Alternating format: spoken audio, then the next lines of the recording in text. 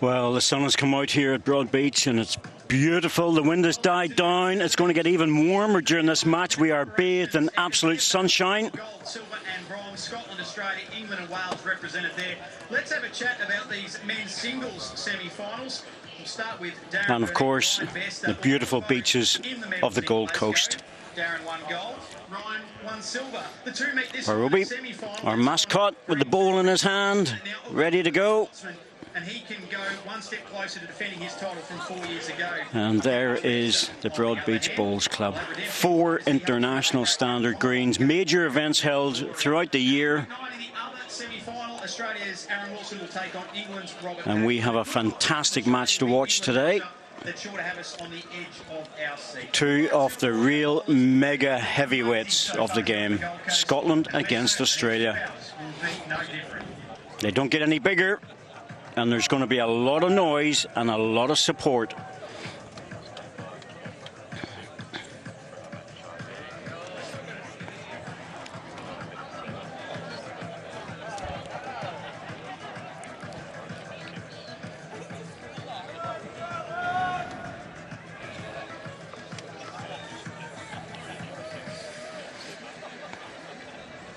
Confirmation, gold medal match, Scotland, Australia.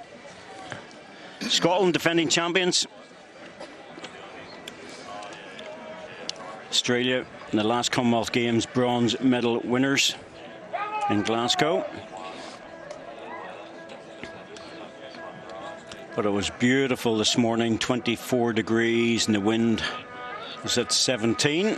Let's just have a look what it's going to be like for this afternoon. Oh, well, we've gone up 4 degrees already in a couple of hours, 28 degrees. Humidity's down a bit at 49, but the wind speed's dropped even more, 15 kilometres per hour. We'll be absolutely delighted with that.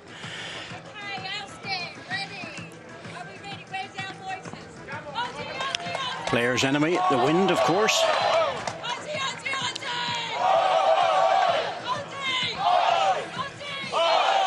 The Scottish boys are just getting ready. Ronnie Duncan at lead. Derek Oliver, an international skip in his own right, at second. Paul Foster, superstar, 5 times world indoor champion. And Alex Marshall, the man universally accepted as the best all-round bowler in the world. 6 times world indoor champion. 2 gold medals last time in Glasgow. And wins all the way through. No one's really got close to him, bar Malaysia. 13-12.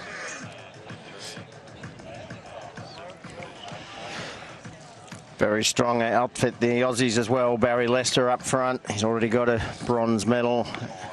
Melbourne in the pairs. Brett Wilkie, Nathan Rice and the Sheriff. Aron Sheriff on screen. The Aussie skip. And one hiccup on the way through. And it was a big hiccup, but it was early on against India. And a very good win in the semi-final against Wales. So, take your seats. Affix your safety harnesses as directed by the So that's how they got there. England lost to Scotland and Australia lost to Wales lost to Australia. It was very interesting, the 2 games, because to be absolutely honest with you, neither of these teams were really pushed in the semi-finals. Australia pushed a bit more in the quarter-finals against Northern Ireland, but other than that, they've really cruised through to the final. And when you look at their lineup, you can really understand why, because these guys are just absolute superstars of the sport.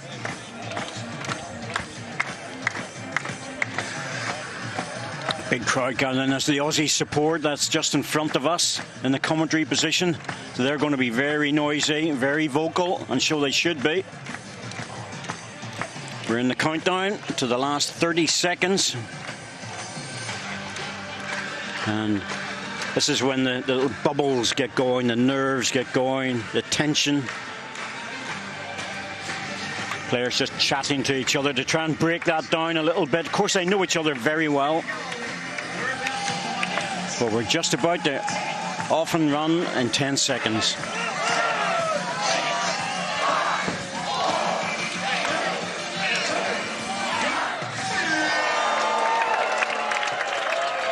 Men's fours gold medal match. Australia against Scotland. You could not have selected a better final from the start of this competition. The heavyweight nations going head to head. And with me, Ian Shoeback, I don't think, Shu, we can really call who's going to win this one. No, Corky, it should be a cracker. You mentioned Scotland, the defending title holders, as Barrie Lester, the lefty from Victoria, gets the bowl away. But Aussies on home turf, they should be feeling very confident. They'll have the support of the huge crowd. Oh, it's a nervous one from Barrie Lester. Well, he's hit the beach with the opening bowl into the sand. Yeah, well, the thing is, the wind is going with this direction, so it'll pick up just a little bit on the bowls. Ronnie Duncan. So there's no point in saying they're very experienced. They need to be here. And these teams, you know, you don't get onto either of these teams unless you're very, very good. It'll take an end maybe for the players to settle in.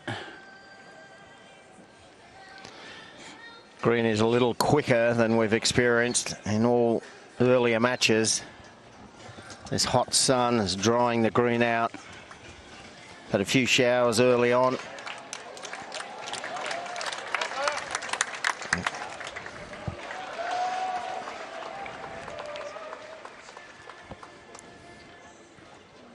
Been playing on around 14 and a half second greens most of the tournament, and for this final today it's probably 15 and a half seconds.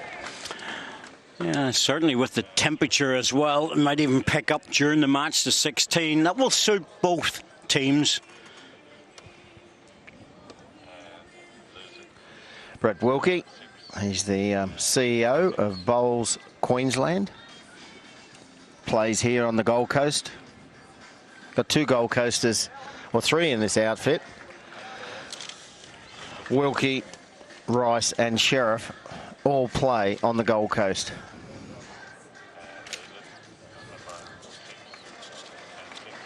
Derek Oliver played some wonderful bowls in the playoff matches. Really, really solid. To bear in mind the Scotland men, Ronnie Duncan and Derek Oliver, have already got a gold medal. And Paul Foster and Alex Marshall have a silver. So they're a big haul of medals for Scotland.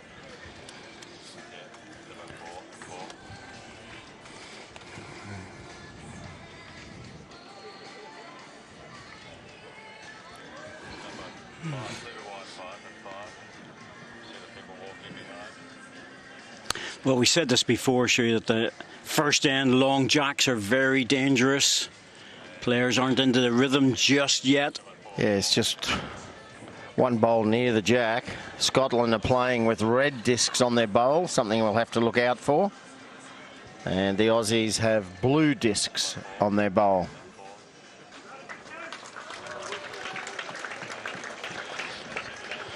Boys just chatting about the pace. Well, this man, Nathan Rice, he knows all about the greens. He's a greenkeeper on the Gold Coast.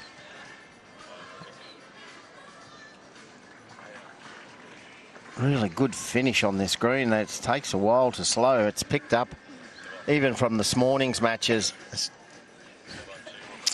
Yep, I'd be inclined to think this is a pretty strong 16 seconds now. Could easily get more during the match. It is very hot out there today.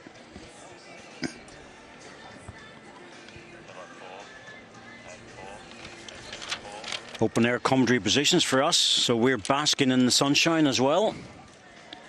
You don't need it. You live here, Shui.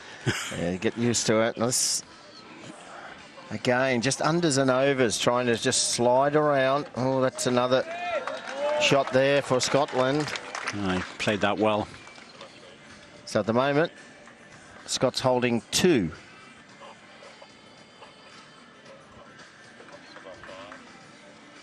Oh, this is under. Under for line. Let's just check out the weight. It's probably not too bad. Well, A little bit over on the weight as well, so bit of a loose end for Australia as Scotland try to add another to make it 3.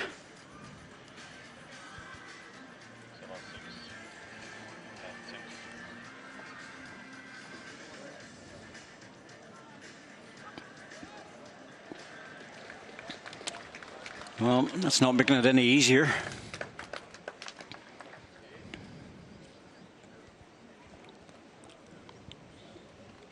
Might see weight through the gap there. Must look inviting. Jack or the shot bowl for Aron Sheriff. Backhand. It's a little bit easier to cut the count down playing that type of shot at the very first end rather than trying to draw to save. Short bowl's in the way on the draw shot. Yeah. So we might see a running shot here. It's probably worth playing the percentages. Take one out, especially with Alex Marshall coming behind you. Well, going for the draw. Yeah, he's on a good line with his ball.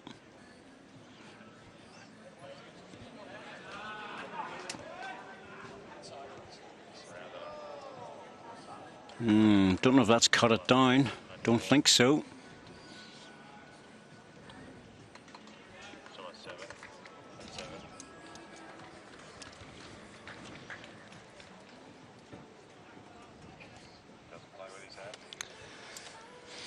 Alex, of course, takes his hat off when he's delivering the ball. Just it affects his field of vision.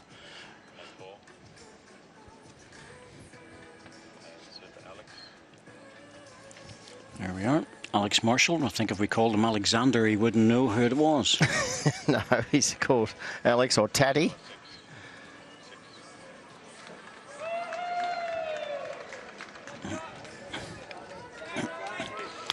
There you go. This goes down, plonks it in, number 1. Yep, he's got his family here too. Diane, his wife, is here. Travels with him to these major events. Great shot, but just presented a very inviting target on the backhand for Sheriff. He'd like to find the gap and get the jack clean into the ditch here. It's not a bad shot really from the mat to be playing this when you're 3 down. Needs to hold. If he holds, he's got a chance. The 2 balls are jack. He got one of the balls. He had the arms in the air. He thought he had that. He called that early. Corky, you're right. He threw the arms up before the ball had reached the head. He thought he had the jack clean into the ditch. And just peeled one Scottish bowl out of the head. Yeah, I like to cheer when it's about 6 inches away. And then I know it's going to hit it. No, don't go too early.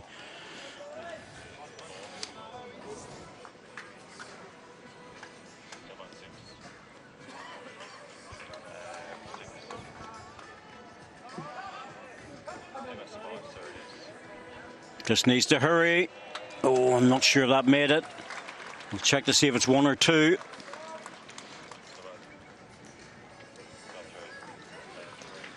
Two shots to Scotland. They're off and running.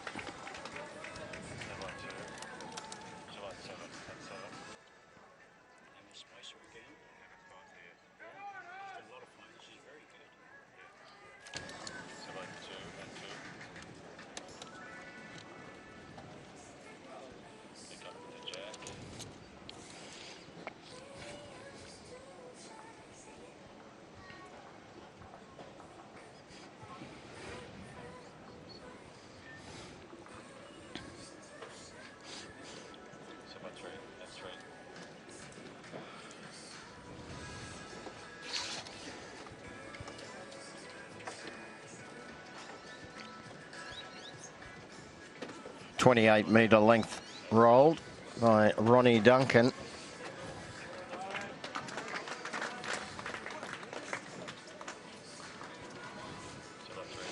You won't mind that, being a metre behind. So the next one will be the correction.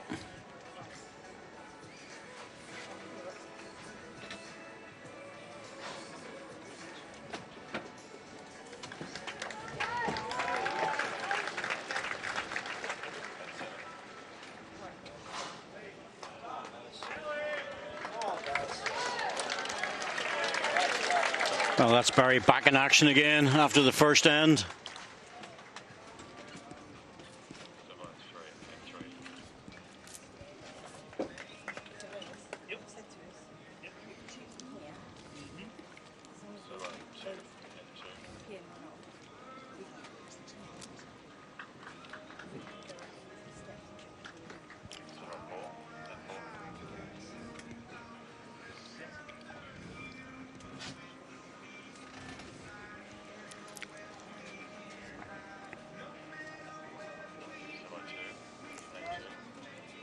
Just needs to be careful to miss the... Oh, he's played that well. He's finishing a good home. Well, no sense in being short when you've got one on the jack. Derek Oliver was very positive when he was playing in the triples in the middle. If you remember, sure, he was dragging jacks and turning bowls and he's done it doing again. everything. Yeah. Oh, look at this. Oh, it's just drawn the toucher off Barrie Lester's bowl. That's a tough shot on a 15.5, 16-second green.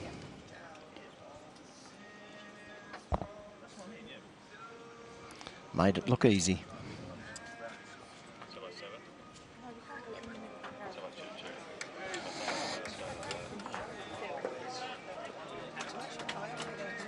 Oh, got it back. Well played, Brett Wilkie.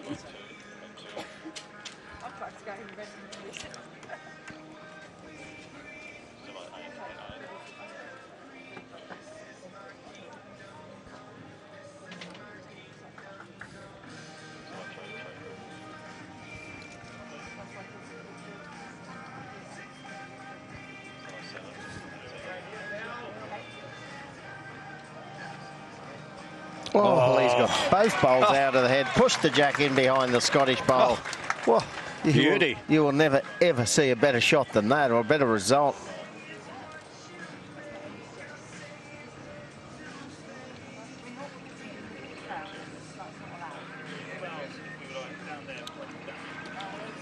Wilkie's close to the jack too.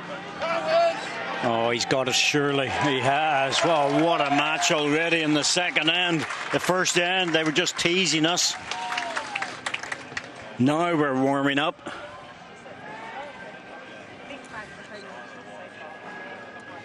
Could not see the jack from the mat, but Brett Wilkie has trailed the jack. Thought Derek Oliver's bowl was pretty good, but Wilkie's better. A little bit of a target with weight on the forehand. It's just a question of how much weight Paul Foster will play.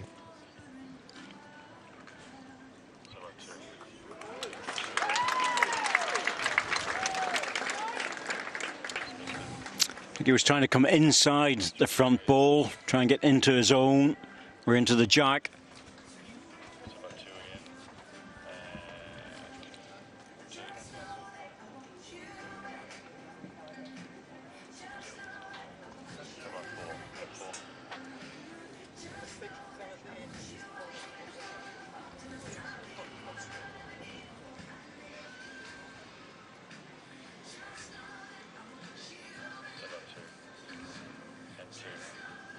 Just looking for a back bowl to protect the trail.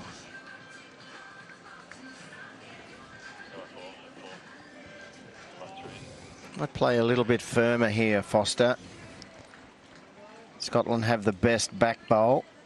As he wants to make sure he's inside the front one. That's the key bit to this shot. Well, it looks like he might be making contact with it. Well, he's running through. Oh, took one out and he's got another second. Oh. That's a good result. He'll take that. Yes, the Aussies holding one, and Scotland have second, third, and fourth nearest. And they're healthy in the back position. They're trying to figure out to either put a back bowl in or another bowl in the head.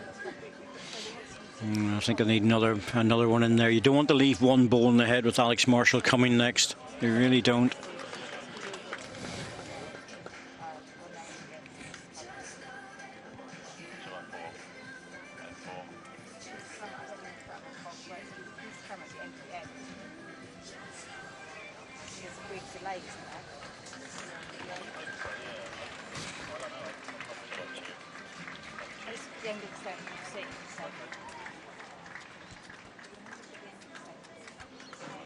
This green has really picked up in speed for this gold medal match.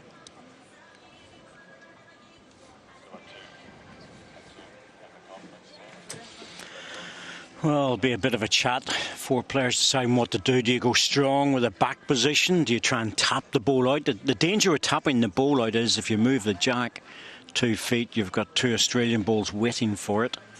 If you go strong, well, you're given plenty of room.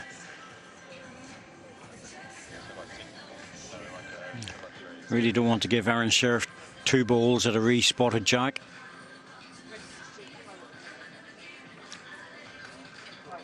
Yeah, just playing over the weight.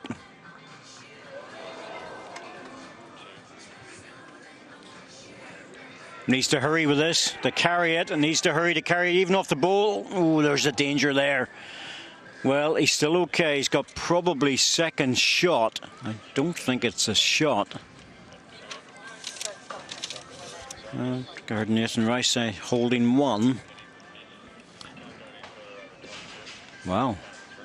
Emma Spicer also has 1 lollipop aloft for the Aussies.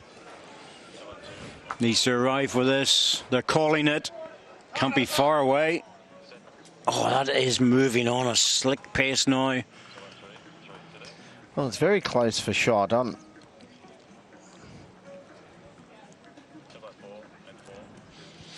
I'm sure the players even know who's actually lying, to be honest with you. Well, the Aussies cannot go into the head and have a look because Scotland have possession of the head. They can walk around as much as they like.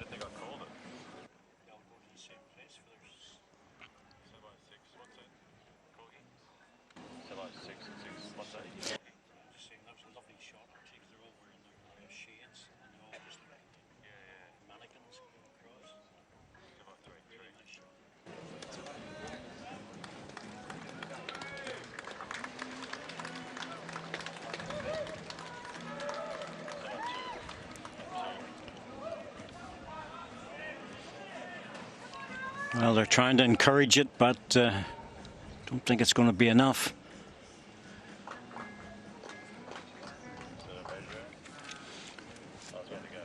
Chance for Aron Sheriff. A little tap on his own ball, a little touch off it would be enough for 2. Flags are blustery. Yeah, just picked up a bit. Just picked up, and it's a headwind in this direction.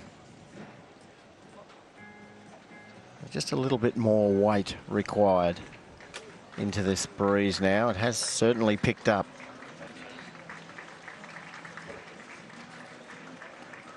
No, he's missed the chance.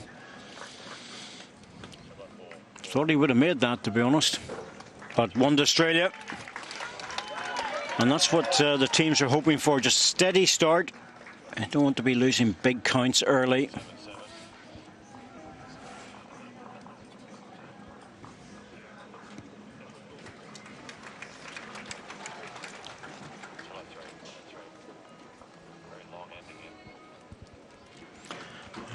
Matt's down, and they're going for that, well, looks to me almost a full-length jack again. Wasn't desperately successful for them the last time. What are they thinking about here, Shui? I'll probably keep Alex Marshall as far away from the jack as possible. That's quite possible, actually.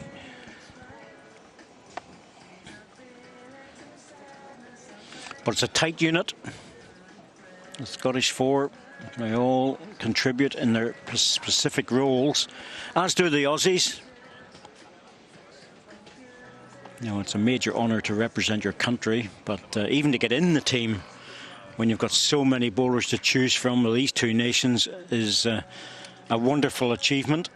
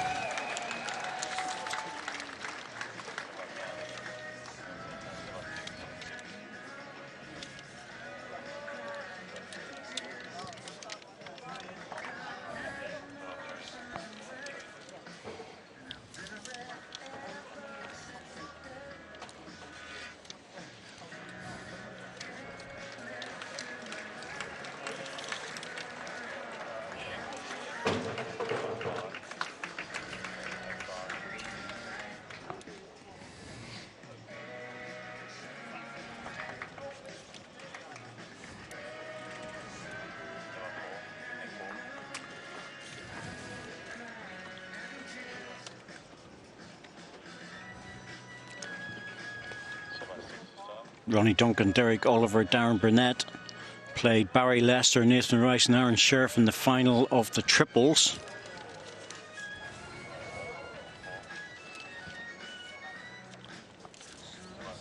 Darren Burnett came out to play singles, and the silver medalists in the pairs came in, Paul Foster and Alex Marshall. Goodness me.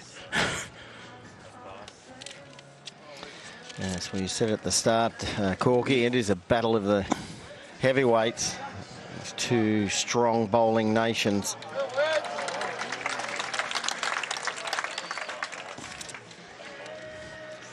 In particular, when you're able to take the odd player out or add a player in, but it's not as if you're adding someone in to make up the four. You're adding in strength from both teams.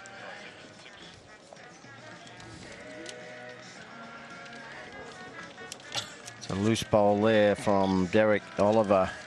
Really short and narrow. Good head building here for Australia. They're holding two good shots.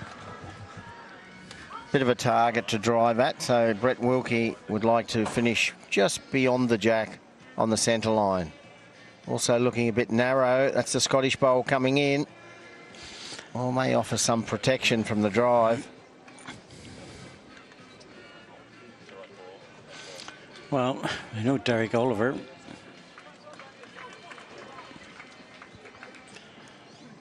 Clearly say, hear what Alex was saying there, 4 feet behind. Obviously thinking about putting balls in the back. If he does drop in short and gets into the head, it's okay, but doesn't want to drop short on the centre line. Well, that will not help. No, the two poor bowls there from Derek Oliver. He needed to get past the jack. Two short bowls. It's not good when you're 2 down. Really has blocked the drive onto the Aussie bowls that are quite well protected now.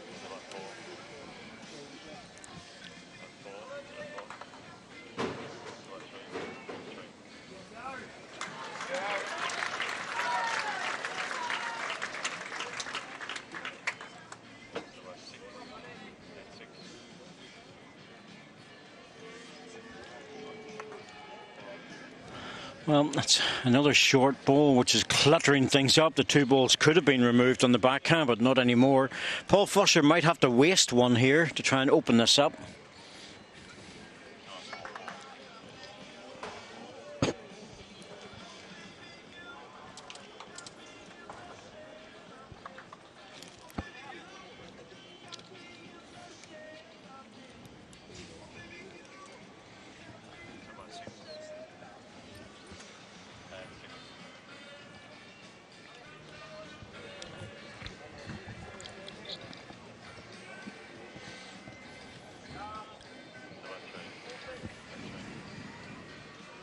Well, they're just cluttering up the front here, both teams, and at some stage you're sort of thinking they'll have to play a bit of weight. The problem for Scotland is they've nothing on one side of the head, which they're concerned about.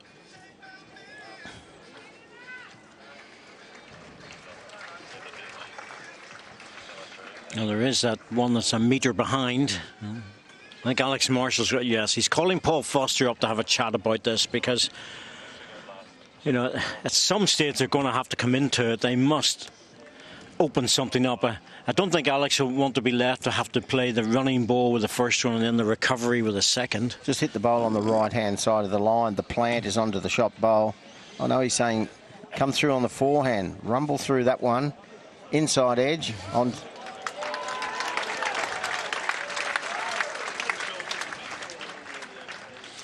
Yes, it's a bit of a rock and roller down the forehand, as we call it.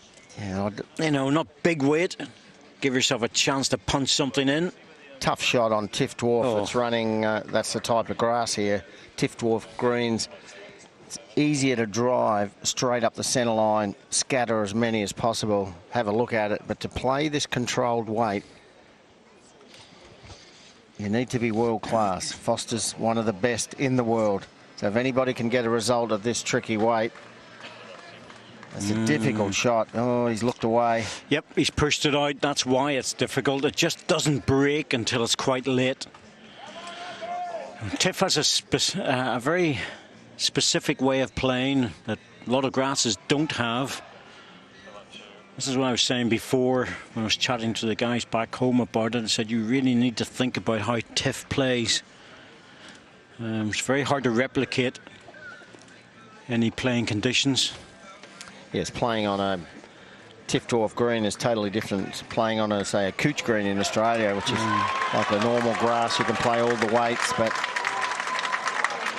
draw or drive generally. Aron Sheriff really plugging that hole up now. Well, there's a lot of protectors in there. Australia also have a back ball.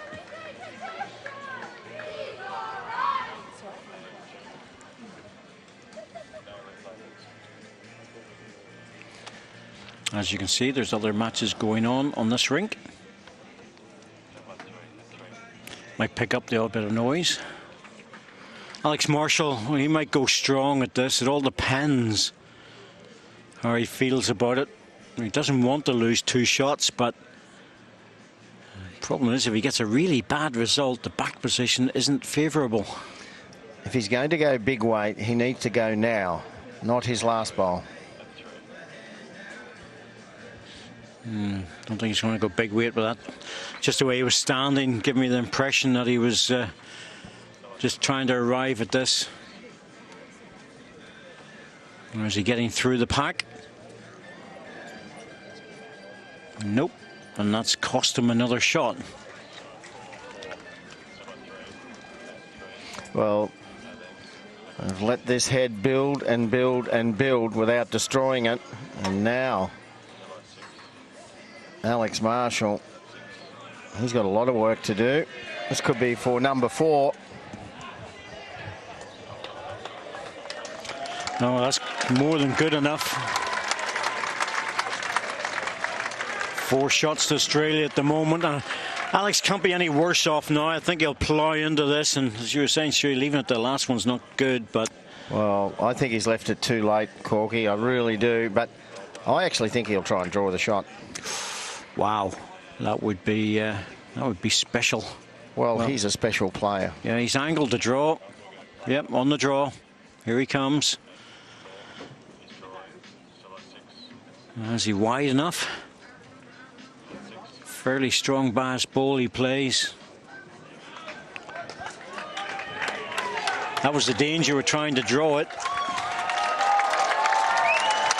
Big count for Australia.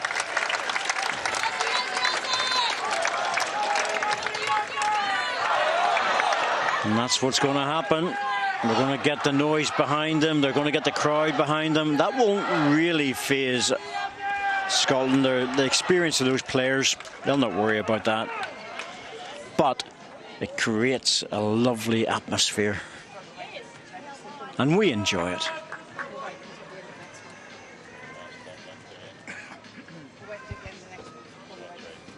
Australia going long again. It's obviously a tactic that they've talked about.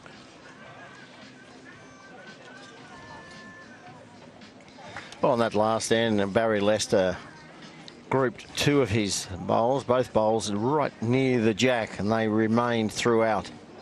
So it was Barrie Lester that got the Aussies off to a really wonderful start on the previous end. 4 shots, that's a body blow for Scotland. Into a slide breeze this way. Yep. Maximum length, 34 metres. Yes, it's because you're going against the wind, you have a tendency to push through it, which you really should do. You try and draw it, you end up with a lot of short balls. Ronnie Duncan, all over the jack. Brilliant first ball.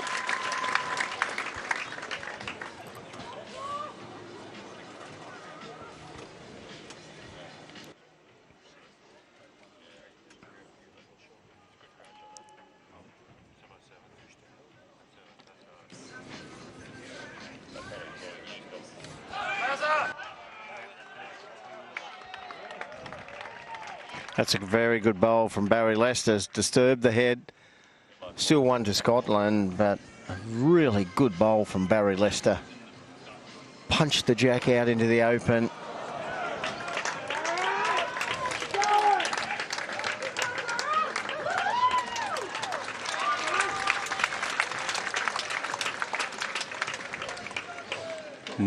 Yep. Into the sand.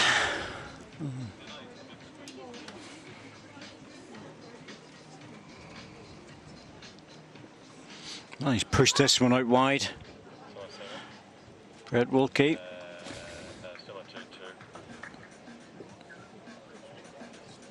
Yep, that's going in too.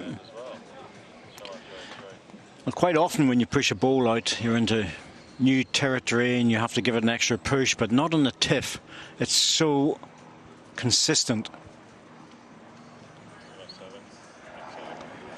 What's making it a little bit, well, a lot more difficult is that every match up until now has been around 14 and a half second green.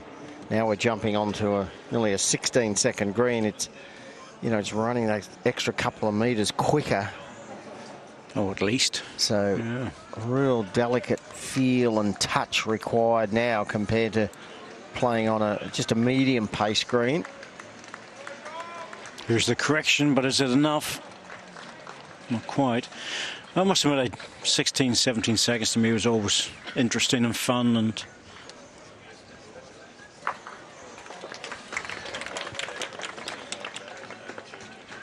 a quick chat with Kelvin Kirkhoy last night, and he was saying it's a pity these greens weren't running at this pace, as that one just drops off as well from Derek Oliver.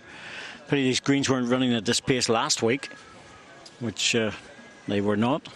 We have had a lot of weather, a lot of rain, and the greens are superb.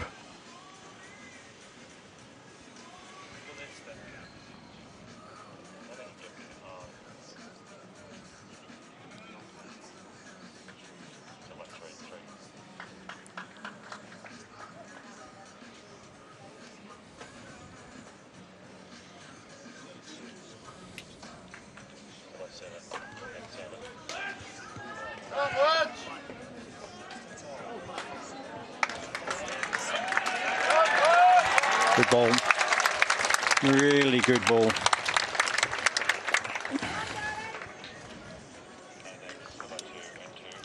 First time, gets it in there. Still be drawing.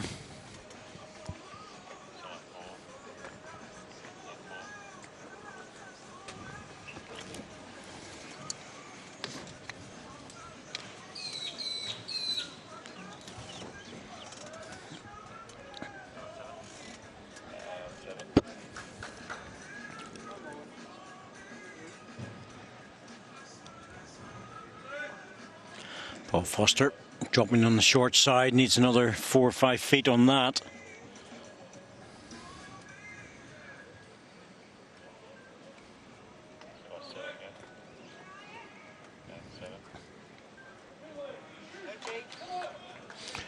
Now they're calling it as they see this ball dropping back on the bias.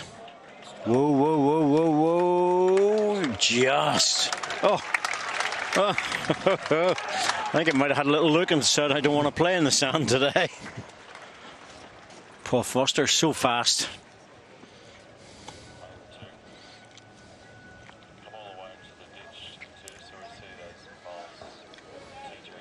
Come on, Foster!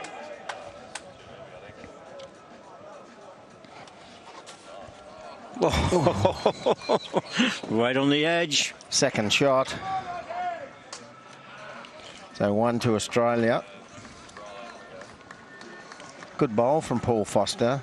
First one was short. And just turning sideways at the end. It almost went to fall in, but hung on. Fantastically level, these greens around the edges. You know what it's like, sure. A lot of bowling greens have got drop-offs. And they run down to the ditch, downhill. Right for the last 2 feet. These are unbelievably level. Oh, jack. He's got the jack. Oh, all the way. Has he with it? Has he gone with it? So Paul Foster's ball was lurking at the back there. That was the receiver.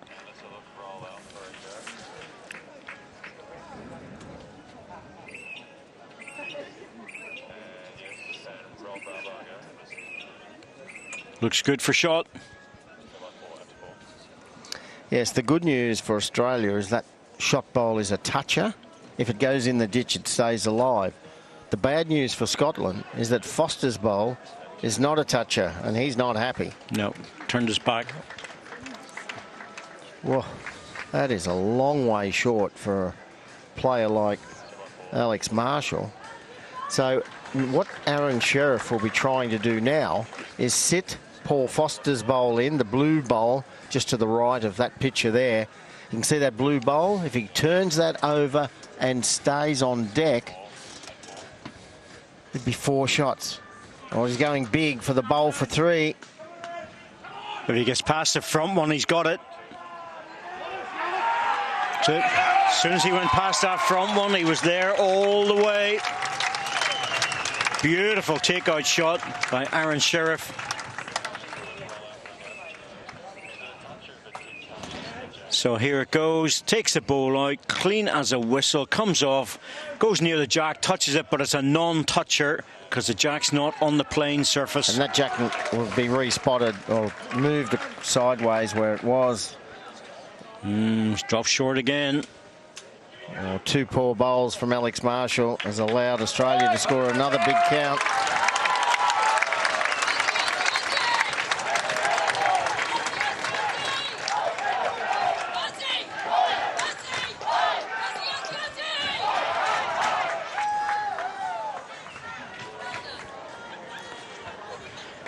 Early days, 15 ends, of course. No time limit in this fours final. 8-2 to Australia. Some good bowling already, some great shot play. That was a magnificent takeout. Yes, well, remember Ronnie Duncan's first bowl on the previous end. He had almost a resting toucher, and Barrie Lester sprung the jack out in the open, and the Aussies got better each and every bowl. It was a big count. 7 shots on 2 ends.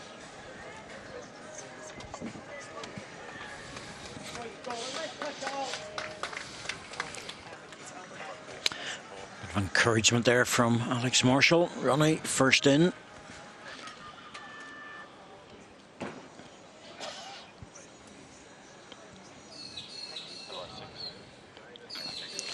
Well, the key to success in any fours is to build heads, give yourselves opportunities. Needs a jack with this.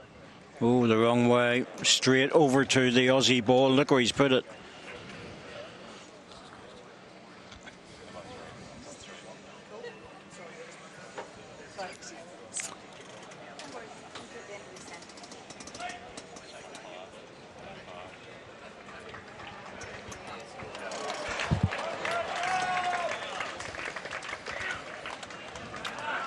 No.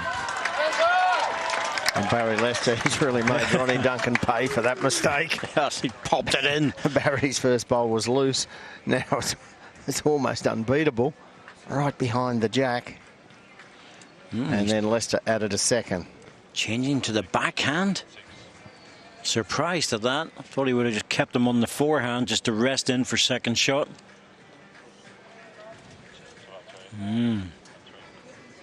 Sheriff now asking Brett Wilkie to draw a bowl to the tee.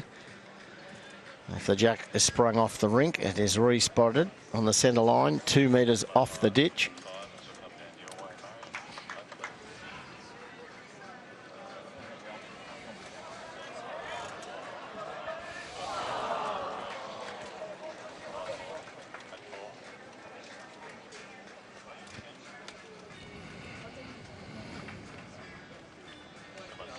Well, he's going to need a bit of extra weight on this line to hold it.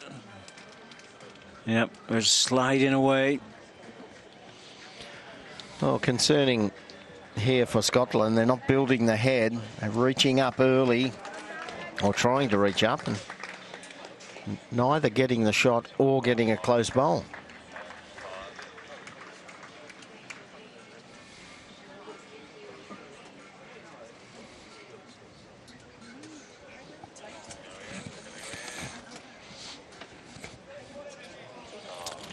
Well, who's to say that's not going to be a useful ball? Going heavy this time. Got the edge of the balls. He got the both of them. He has. Well, one stayed in. It locked, but it's a lot better.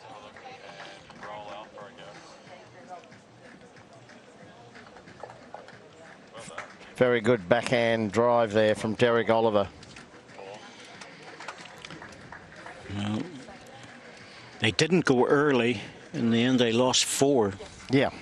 Yeah, just let the heads build up too much. Australians very fond of their nicknames, aren't you?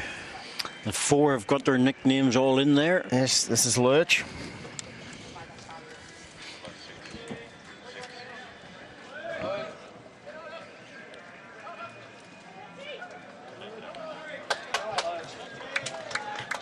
That's 2. You have to be old enough to remember the Adams family for that. Aren't you, sure? The original one. Barrie Lester's got his nickname.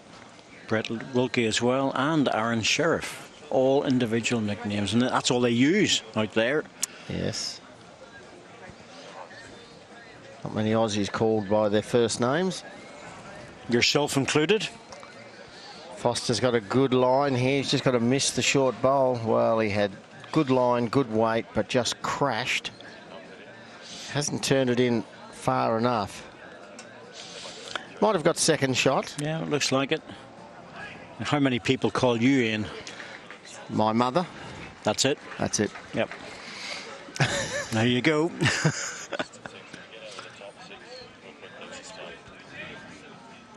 Just needs to slide underneath, hasn't got the weight. The bowl below. It's just a guide. It's difficult when the camera is not directly above the jack. It can be a little bit deceptive, the camera angles, but if in doubt, always play the shot as if you're down, needs a slide. No, he turned off, got a fairly heavy contact. He wanted a little snick off it. Well, the 2 best players for Scotland, Corky, are the 2 that are struggling the most, Paul Foster and Alex Marshall. Yes, but they're 2 players that you would expect. If they play a really big bowl, suddenly the switch is pushed and they're off and running again. Can't find the switch. Certainly not at the moment, but just the body language of the Aussies and it's so much more positive and upbeat. The Scots are not looking as confident because they're not playing that well. Just slipped through. I think you can be positive and you can bounce about the place and all the rest if you're playing well. There's no doubt about that. But you know, if you're not playing so much well, but playing a few poor bowls, it's very hard to clap poor bowls. You know, it just doesn't look right. And yeah, I think you've got to play with higher intensity, like the previous end in this direction. The Scottish tactics was to try to draw a shot rather than attack. On a fast green, you need to play a lot more aggressive shots when you're down. But Marshall now on the draw. Wow, this ball's really coming back. Good contact. Yep, there it is. That secures the single. Played it well. Beautiful weight. That was a lovely bowl. Alex Marshall. Even if he'd missed that bowl, he would have drawn right on top of the jack. Turned it over. He's got the shot. Now, we might see a different style here. From the Aussies.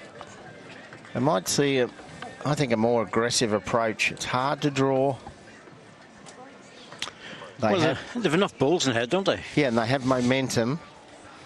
And they're all short Scottish bowls coming in up the line. So I think we might see big firm weight rattle through the short Scottish bowls. Expect a good result. Can get the shot bowl clean with weight. Looks wide.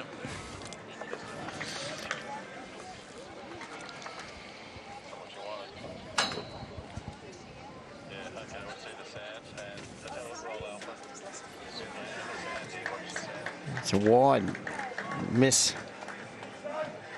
Oh. Well, it's not a very similar shot. If he plays almost the same bowl again, he'll not be far away.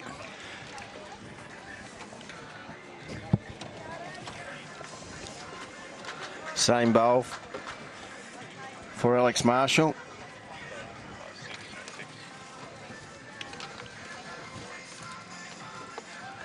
Looking pretty good. Needs contact.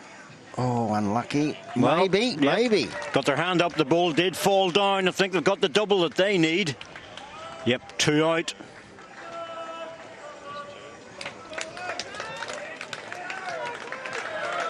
Two to Scotland. 8 shots to 4. They're off and running again.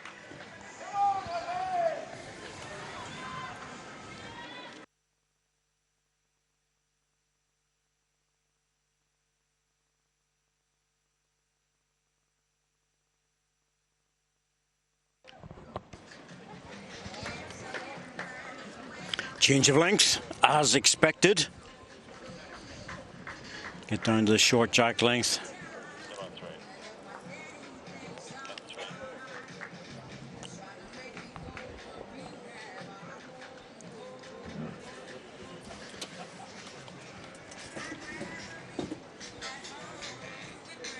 Scotland really need to start building heads. They're at that stage. Need to start getting 2, 3, 4 balls within 2 feet, so you get the skills of Paul Foster and Alex Marshall, and that's the key to it really for them. They want to be able to convert heads. You don't want to be trying to draw out of problems.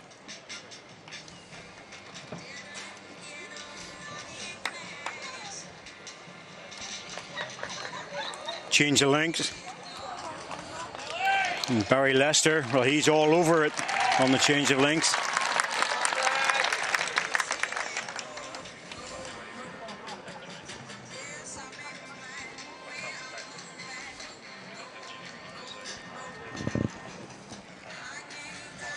He's watching this anxiously.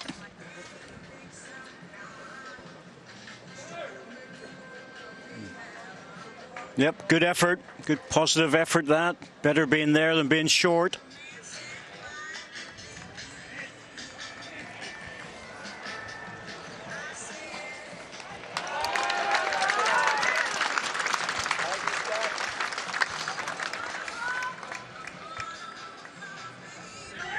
Barrie Lester just trying to get to the ball.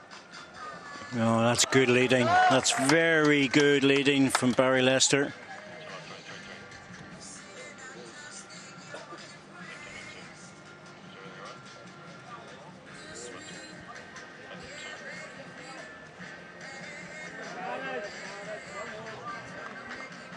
Good second shot from Derek Oliver.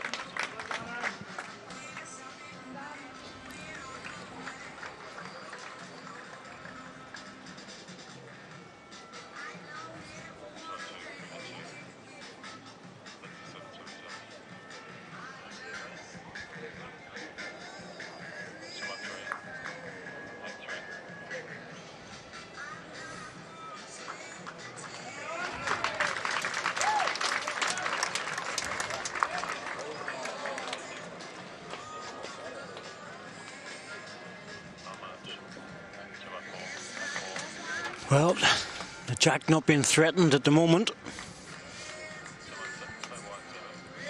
2 seconds for Scotland by the looks of it, so this is important to get in.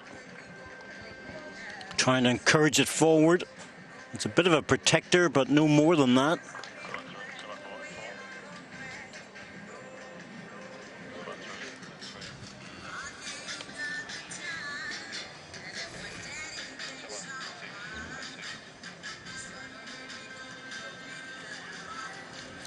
Well, at some stage, sure, Scotland's going to have to really look at getting that ball out. Yes, it looks more on the backhand. But Foster just trying to get another bowl close, I think, Corky. Very close. So that's 2 seconds now for Scotland. So they can play either hand now with a bit of weight, looking to remove the Barrie Lester bowl. It's going to be tough. Yeah, there's stuff at the front, that's the problem, but I have a feeling Marshall's already looked at a port on the backhand, so Nathan Rice looking to get another ball in there. I mean, it's not a protecting head, but they need one in. Oh, this is short. Wow. You can only assume he didn't get the delivery away right. And so I think Paul Foster might change to the backhand. He's just played the forehand and played a beauty, but I really think there's more of the bowl through the gap coming in on the right-hand side. Thread of passage through the two bowls. Well, that's what Alex Marshall was looking at. He went up the rink just a few minutes ago to see if that port did exist. And it's very clearly there.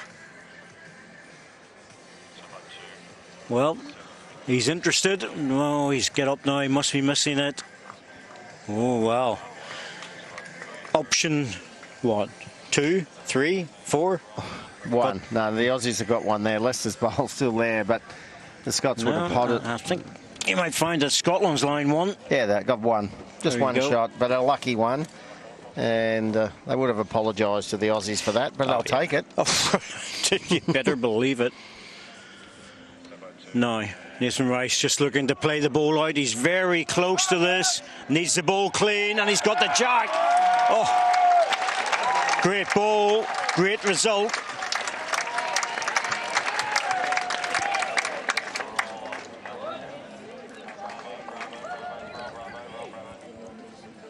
Excellent weight. Got the jack first, poked it through, jammed on the Aussie bowl. Oh, very happy with that result. Perfect weight. Big shot for Australia. Not for the first time in this gold medal match. Alex Marshall under enormous pressure. Aussies have already picked up a 4, and now they're holding 4. Well, there's a front bowl there of Nathan Rice's, and that's the problem for the big drive. So Alex Marshall's playing controlled weight around the front.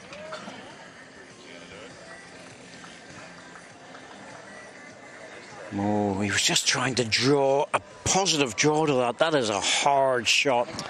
Yeah, I think it might only be 3 to Australia. Only? That's a big count. Yeah, it is when it scores 8-4.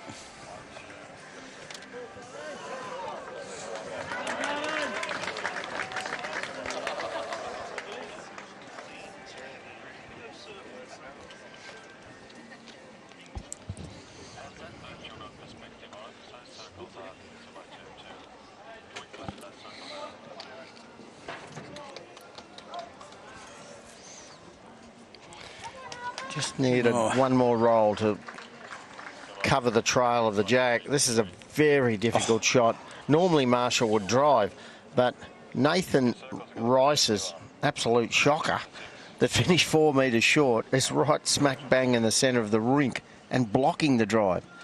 So Marshall's going to have to swing around with soft weight and look for the jack.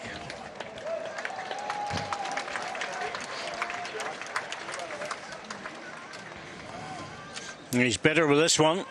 Much better with this one. Alex Marshall. Oh, what a ball. That's a great ball. He's down to second shot, so he's played it well. Still a ball to come from Australia.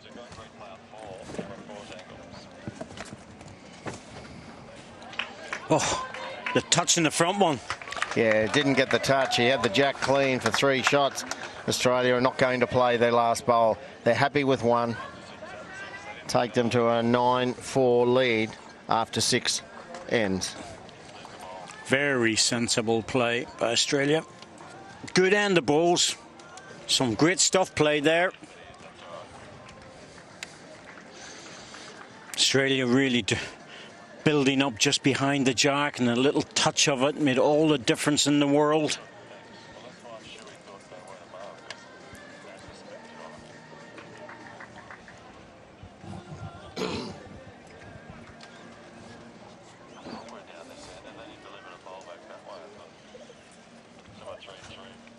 Of course, the last ball that wasn't played gets returned to the players.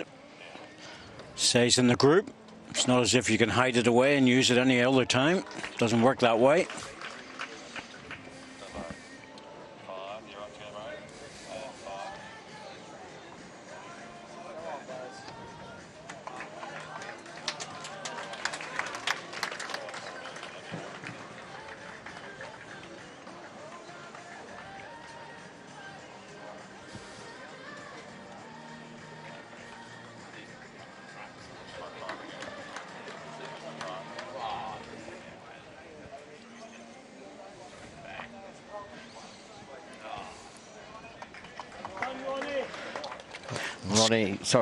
Ronnie Duncan has switched to the backhand toward the club away from the grandstand. He started off on the forehand in this direction, but he's pulled the switch and it's worked a treat. He just hasn't settled down on the other side that Lester is playing on. Barrie Lester, he's playing exceptionally well. Yep. A little bit short on the second ball. Chance for Ronnie to get another one in. So I was just going to say, Sherry, that Scotland have had a fantastic tournament here. They really have. They've been picking up medals left, right and centre. And so the women have picked up a couple of medals as well, which is good for them because they've been struggling to return anything in the last couple of Commonwealth Games. So they're in the ascendancy. And the Scotland-Australia men's triples final, that was one of the most memorable matches. When Darren Burnett, the Scottish skip, won the gold in the last end. Oh, it's a little loose here from Wilkie.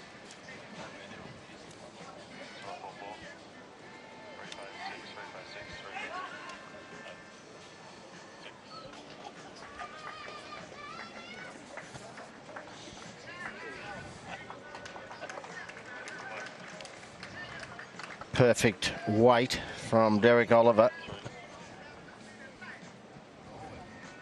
Wilkie needs to just drop a couple of metres off his last bowl.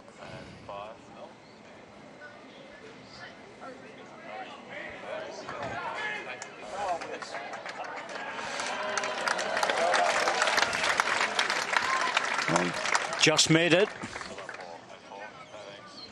Good ball, Brett Wilkie. Such an experienced player. But Derek Oliver, he was superb in the triples final. Wilkie made the perfect correction. Oliver had the weight.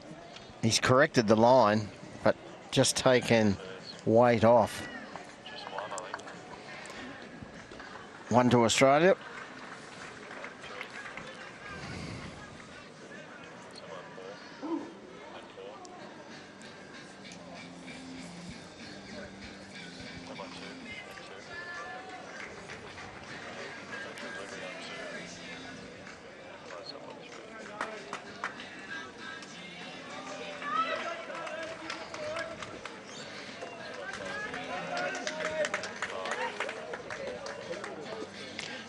Rice just trying to get to the back ball. Yes, really Scotland. That's their only near bowl, which was Ronnie Duncan's lead bowl.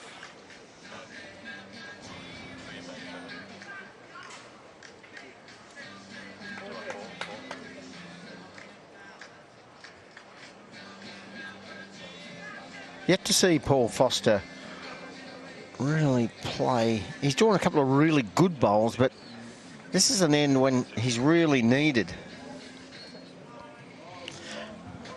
Yes, often a strong man there, and he's got it this time. Just at the right moment, and suddenly, instead of having one ball in the head, they've got two, and a very good two shots at that. Big, wide drawing hand from Paul Foster. Just around the Aussie bowl, onto the jack. Scotland now holding 2.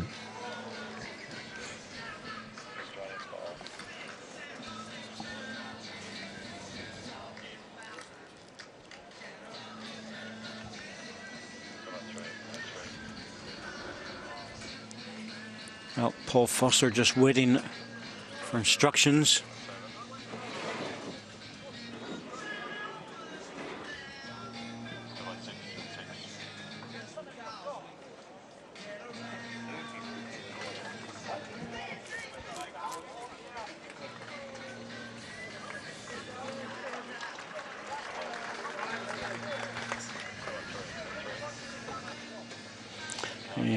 You hear the clear instructions from Alex Marshall. He doesn't want Paul Foster to play the forehand. If he leaves his shoulder, Aron Sheriff will be right at it. So play the backhand, play the safer hand. Oh, he hasn't pushed it out. He just waved his arm to push it out, and he hasn't done that. Needs to get away from Jack, and well, it's not too bad. Shouldn't help Aron Sheriff. But if he's a bit wide, certainly provides something for him.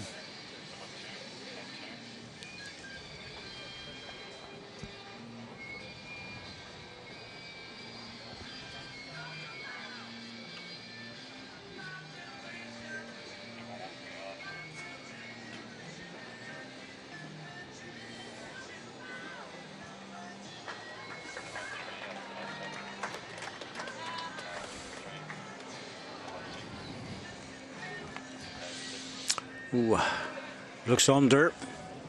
Lester gets a connection on his own front one. There it is. Came off the front, the other front ball. That stunned all the weight out of it before he got there. But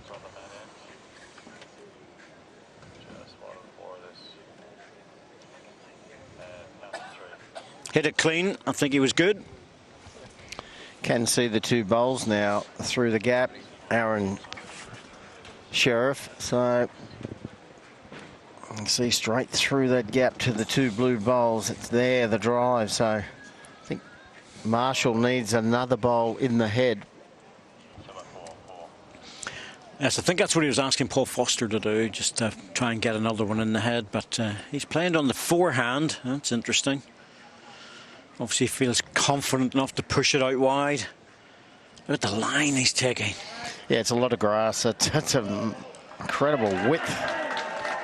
Now it comes back. Well, that would have come back a long way, I reckon. He's pushed the ball into position.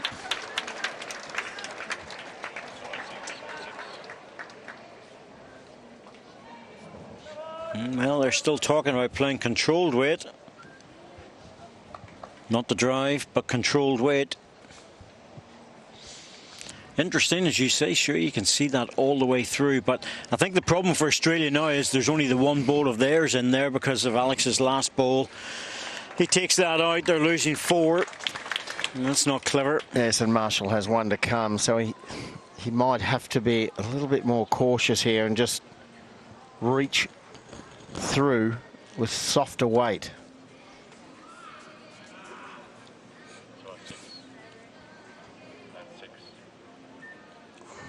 Well, just waiting for the calls from the team. He's very close to this. Oh, well, he got his own ball, but the question is, has he offered up any opportunity to Alex Marshall? It's 2 at the moment.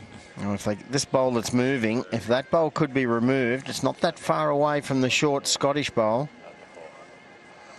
Problem is, Scotland need to score. They're 5 behind. They're currently holding 2.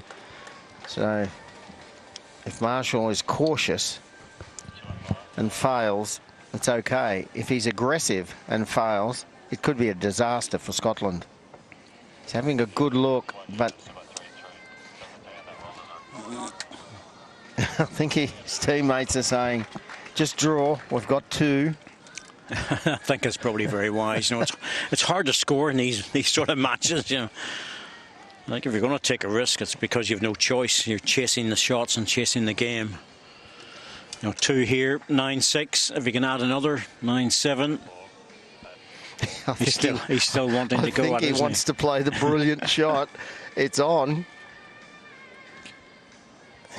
If it's backhand, it's draw. Well, it's backhand, so he's yeah, it's backhand. Just trying to filter through. Taking his teammates' advice. Safety first. He's turned his back on it. That's the problem with playing a shot that you're really not that keen on. But I think the guys are more or less saying, look, we've got 2 birds here. Let's hang on to them.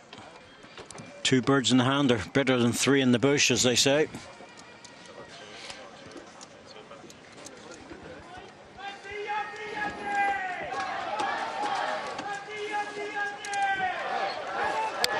So 9-6. 7 ends. Still a long way to go in this match.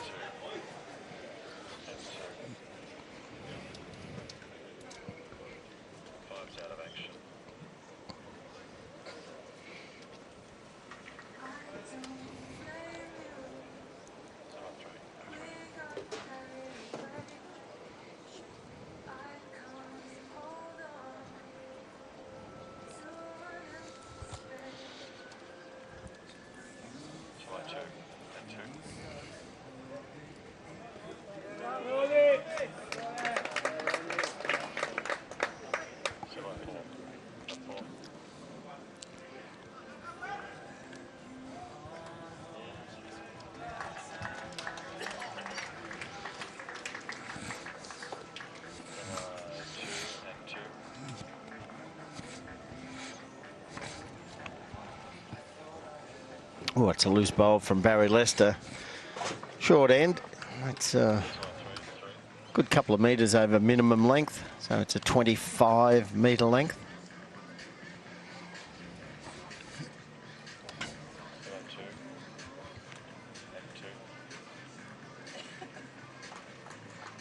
He's done well, Ronnie Duncan, since switching to this side of the rink, the left-hand side.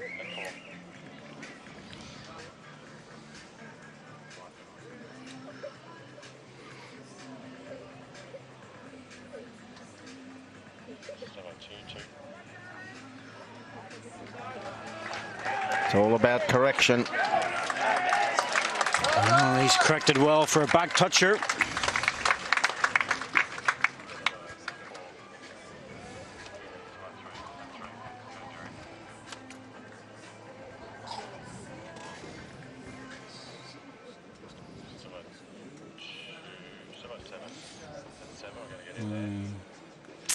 It's going to drop in front of it. That's not going to help, really. He wanted something about jack high.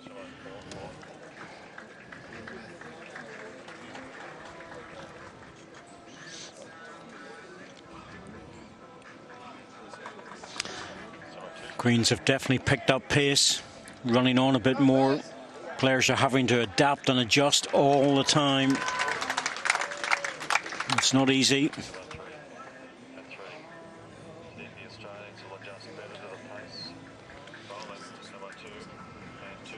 Forcing the runner.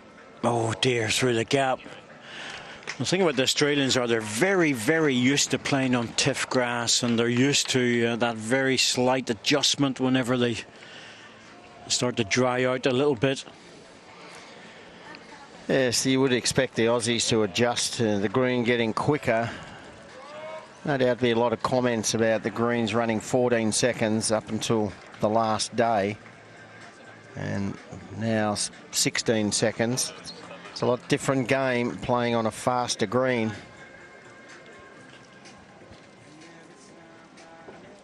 More aggression needed. It's easier to drive on a fast green sometimes to get yourselves out of trouble than it is to draw your way out. And the most difficult shot to play on a fast green is that reaching 2 or 3 metres through the head type of shot. It's easier to either draw or go quick.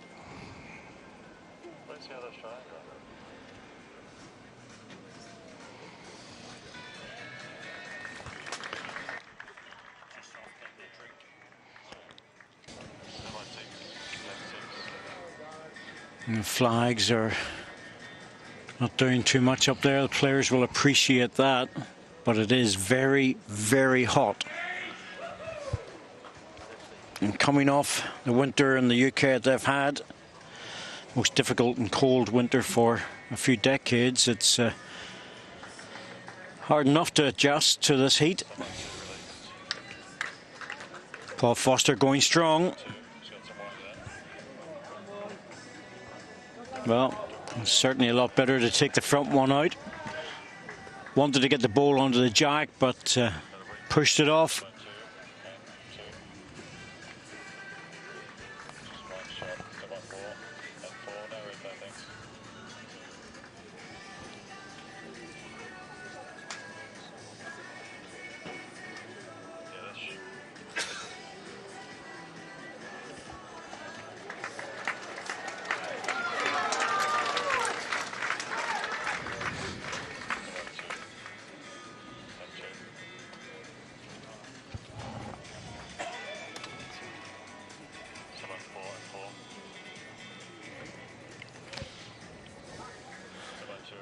Might go again here. Paul Foster. Australia just holding one.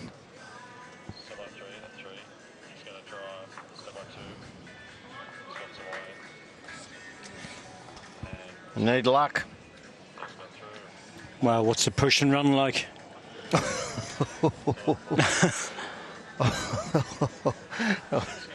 Almost.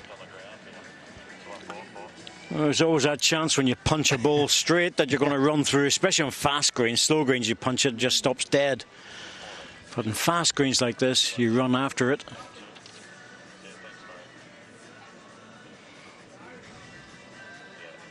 That might stop the drive at maybe third nearest.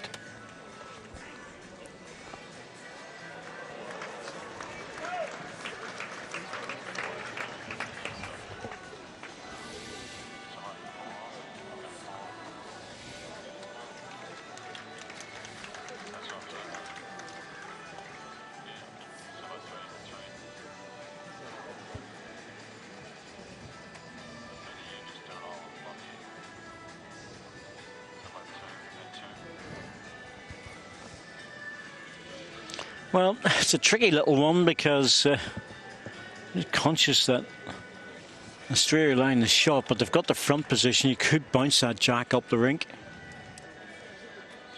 If you want to get the edge, you could easily take your second shot out, Sherry. So what were we thinking here? Well, sometimes you've got to take your medicine when the heads are not. You don't try to create something from nothing. I think it's just overdraw weight on either hand, not go big. For Scotland, the Aussies are in a good spot. They've got one shot, but that one shot is right behind the jack. And as you said, Corky, if the jack springs up the green, it will favour Australia. Just overdraw weight.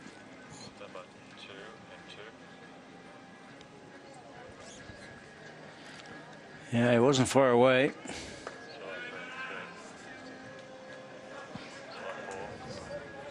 Really just a draw shot from Alex Marshall there.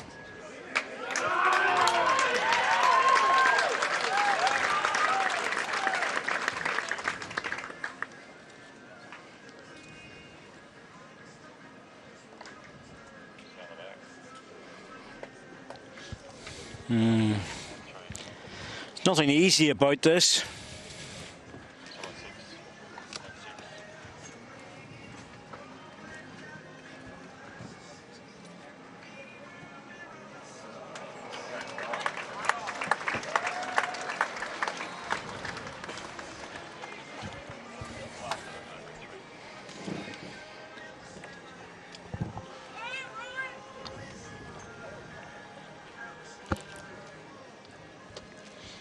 You also have to be conscious that Australia have another bowl, so if you miss it, could lose two.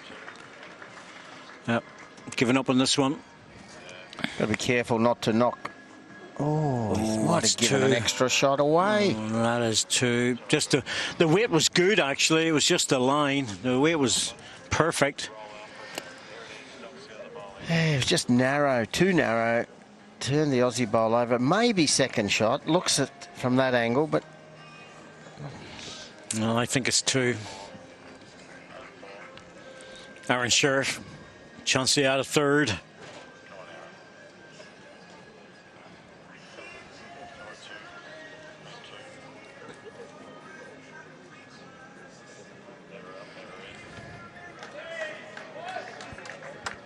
Yep, two it is.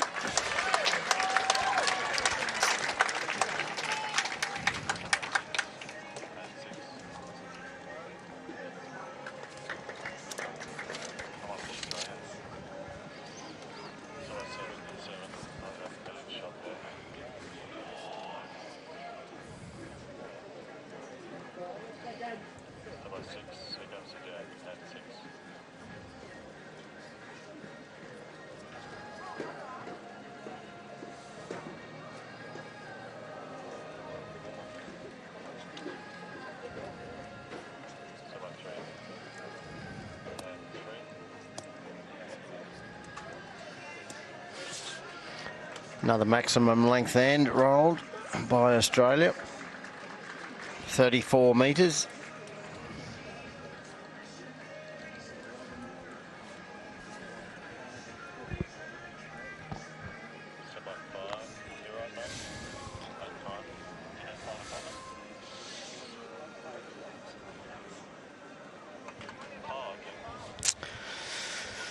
Well, short ball finding the line.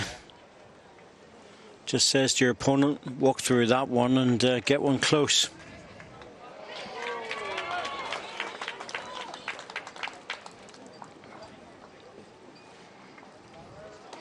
Oh, Ronnie Duncan, he's got a little bit of weight on that, but better behind than short.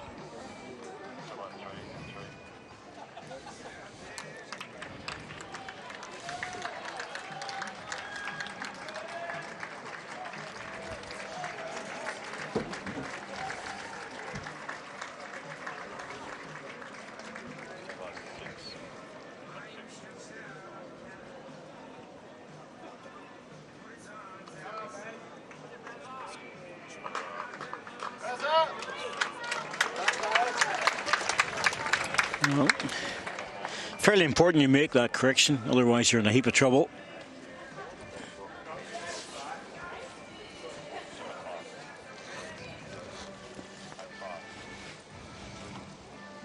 Trail of the jack would be the best result. Plan B, rest the bowl. The worst result is to turn the opposition bowl in front of the jack. It certainly is. It doesn't help. Well, he had far too much weight, Ronnie Duncan. He was too narrow. And the Aussies will be very happy to have the shot bowl right in front of the jack. 2 bowls already short of the jack on the centre line, so there's no possibility of driving.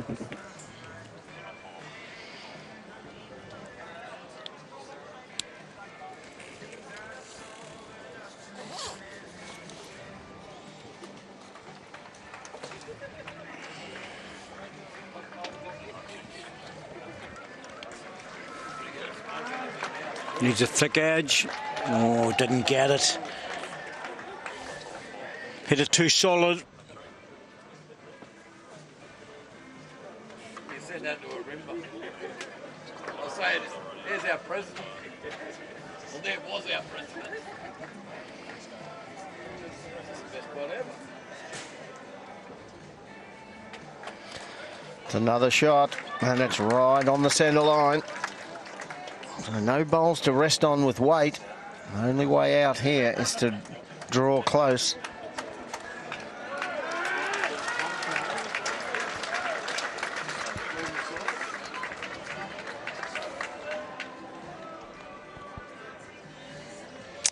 Well, the boys at the back of the rink were moving pretty quickly there. They realised where that was going. This is starting to build up a little bit.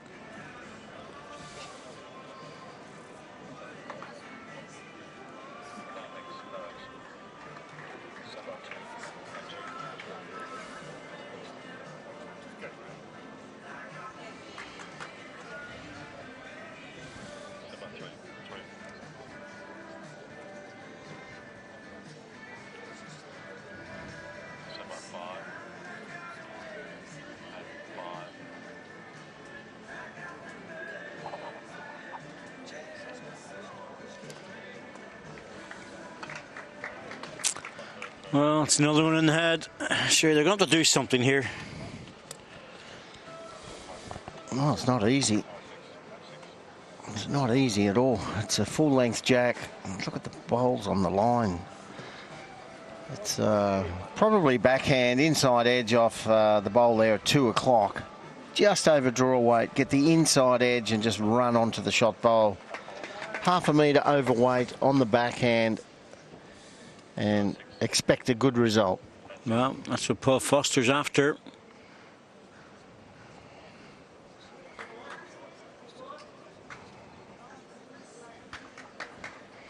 It has not helped one little bit.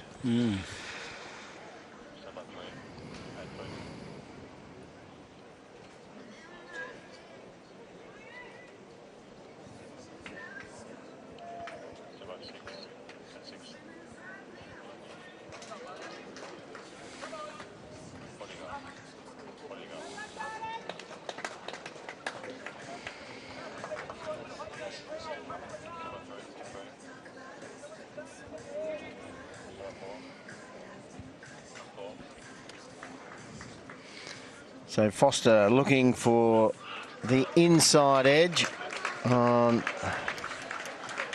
well, he's narrow. They might get one of them. Oh, well, that's a good result.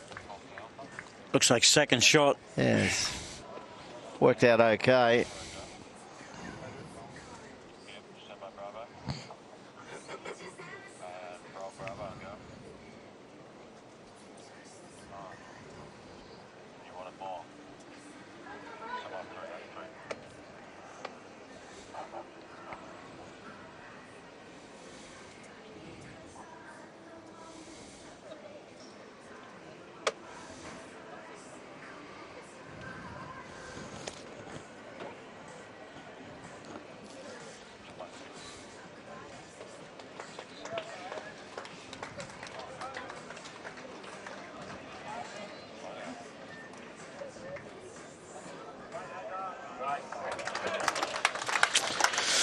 Ooh.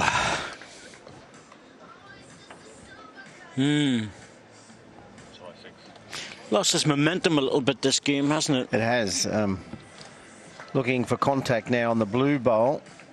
And the Aussie bowl will go out, but the jack might move. Probably the better result is an inside edge off the white onto the jack. Need a little bit of luck. Just a question of how much weight Alex Marshall plays through this head. I don't think he can take his own ball out, so it's worth risking a bit of weight to it.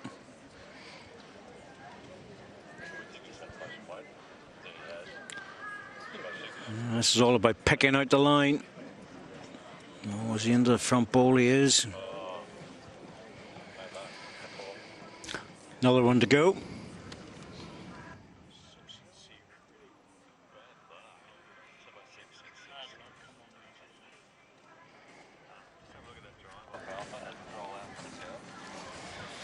Oh, started to turn very early. That backhand running shot just peeled off the short Aussie bowl.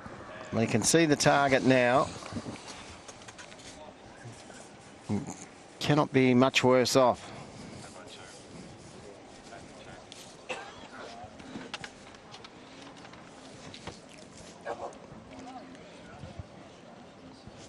Really taking a lot of time now. The game has slowed down because of the decision making, the team talks. It's delicately poised. The Aussies are almost starting to get a big enough lead to defend.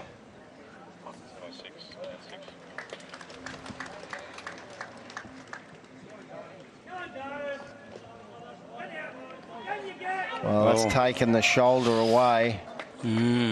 So that's a good result for Australia. Cannot get the jack off that bowl now. Well, it depends if the blue ball with the red stickers can get punched onto the yellow without moving the jack. If it can, it's definitely worth playing. Almost impossible to take that ball out. There's Alex Marshall down. Well, I thought he'd fainted. Yeah. Well, what he's trying to see there is he's trying to see if the ball will touch the jack. If it doesn't touch the jack, it's worth being positive to it.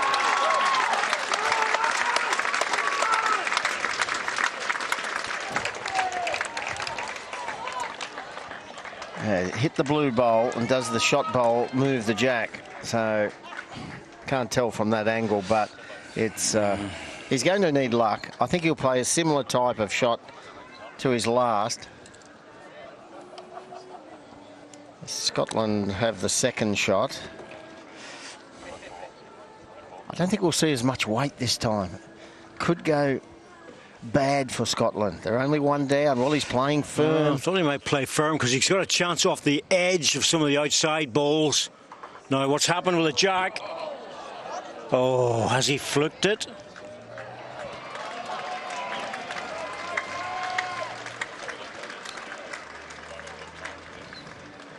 We'll just check and see. It's one to red. It has fluked it.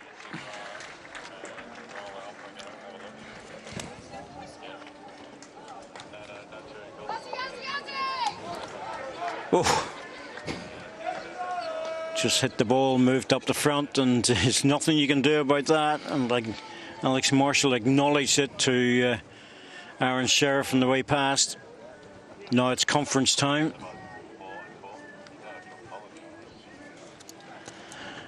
It's good etiquette whenever you get a fluke to just acknowledge the fluke to your opponent. I think Corky, that's why Alex Marshall went a lot quicker. Because I think so.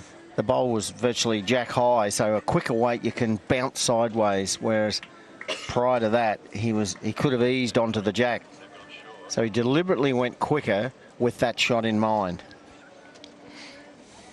Not to rebound the jack up the green, but to move the jack. No, but just to increase his chances. He played percentage weight, as we call it. Increase his chances of getting a result.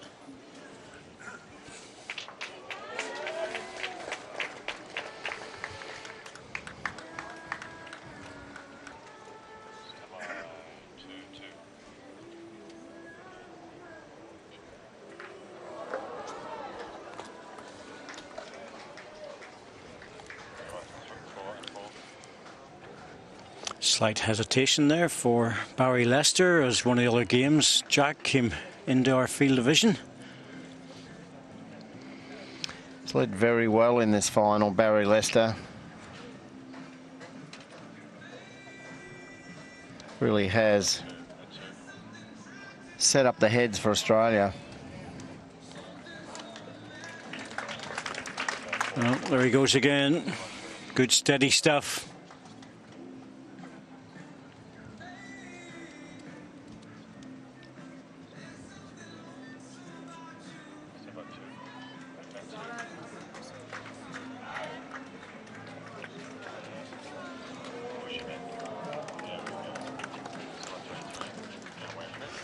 Well, not be too disappointed with that because he's got a ball in the head. An Australian ball's jack high, makes the target bigger. Now, Barrie, can you get back from there? Left-hander, just a matter of getting back to the red ball or slipping through it. Oh, that's a great ball. That really is. That's a beauty.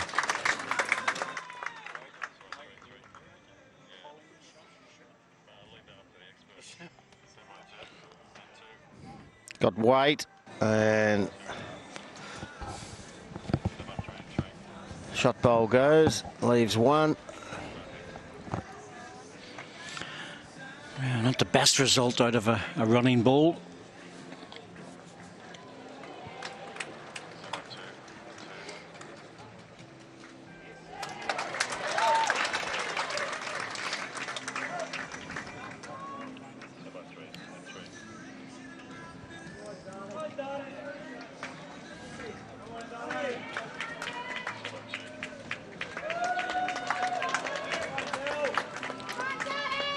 Good bowl here from Oliver, resting the shot bowl, flopping down. It's a big turnaround at this stage in the match. 2 down to 1 up. It was a good ball under the circumstances. He already played a running ball, so good to get his weight down on this pace of a green like it is, getting pretty slick out there.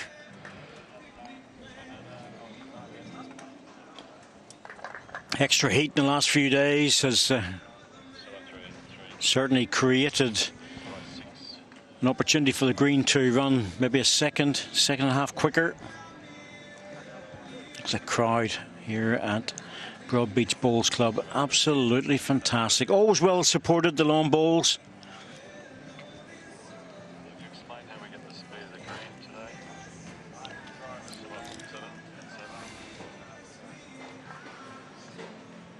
Oh, that's a loose bowl for Paul Foster.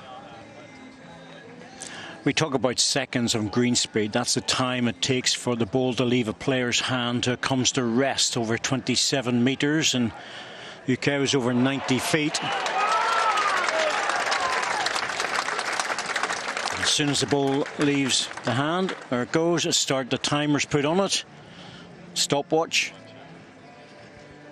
And then as the ball makes its travel towards what's the 27-metre line without touching anything. He's got a little touch there and flops down, but that's how you take the time.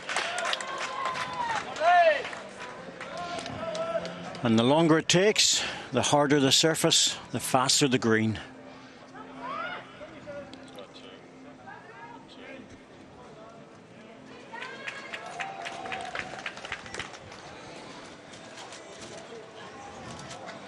Better bowl from Paul Foster. Still one down.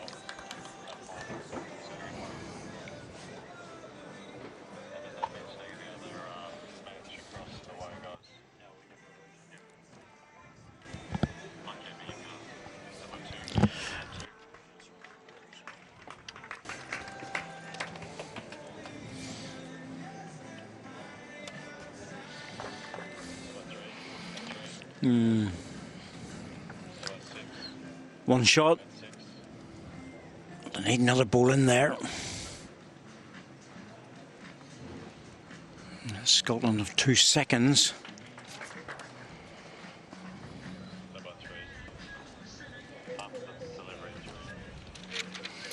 Alex Marshall would like to sit the Aussie bowl through the head with a little bit of weight and stay without movement of the jack.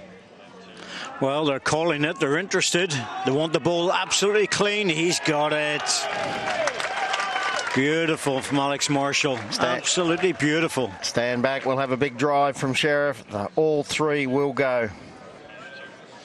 Yep, he has to hit them first. That's the problem. I wonder. Scotland have got the back position. They've got the best. Sorry, that's true. Yeah, Scotland have got the best 3 back balls. They're laying 3 shots. Do they block, or do they say, right, we need another ball in the head in case all 3 disappear, or do they go deep? Draw another. So the jack is no good if Aron Sheriff drives, unless he goes into the ditch with it. So adding a 4th, I think, Corky, but maybe 30, 40 centimetres in front of the jack. Yep, that's what they're calling for. They're calling for it to get back into centre rink. It needs to be centre.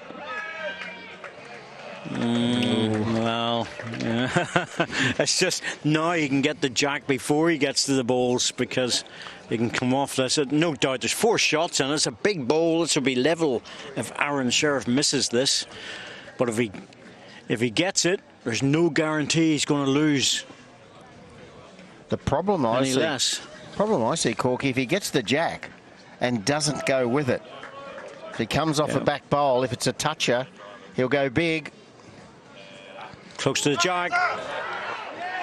Oh, well, no, has he got... he's got one of his own balls all the way through to the tee. His own ball ran through. Scotland had all the back position, but the Australian ball followed through, and he gets a single. What a result.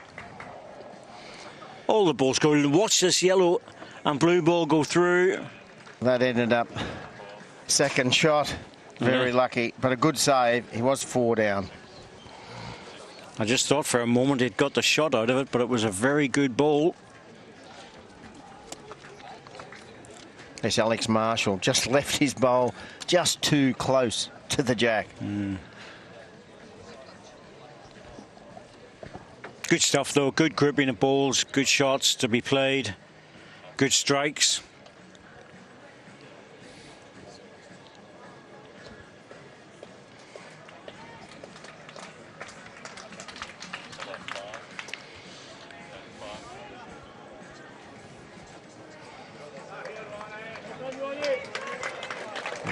Excellent opening bowl, Ronnie Duncan.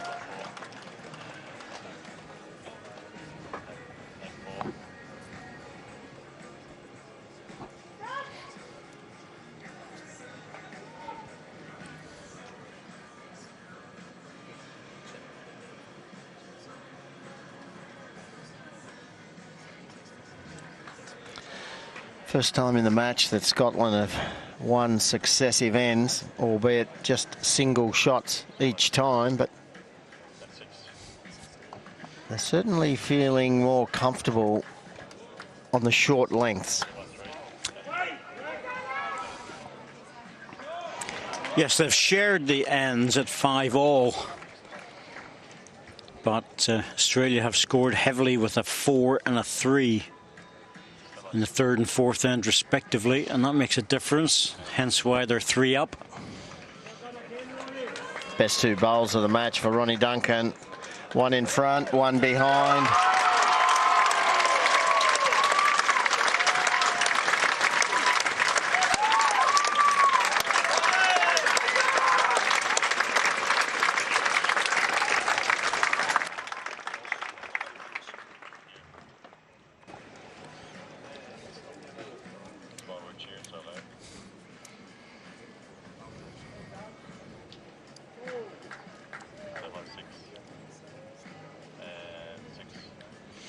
Barrie Lester just turned his back on that ball, and that's why. I don't think Barrie was asked for that weight. Well, not at lead he wouldn't be.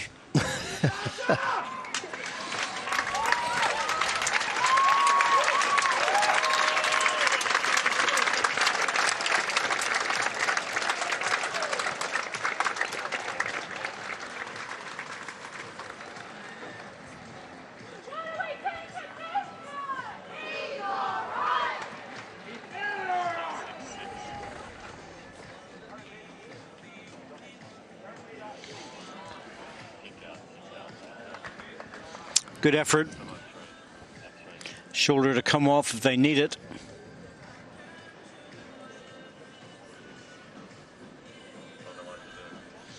Well,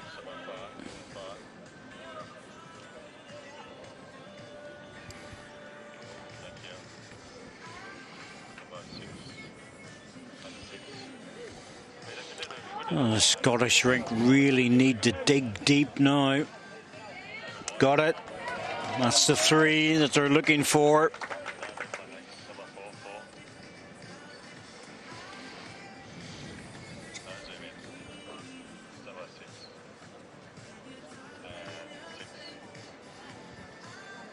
Better bowl here from Brett Wilkie. Solid. Cut one out.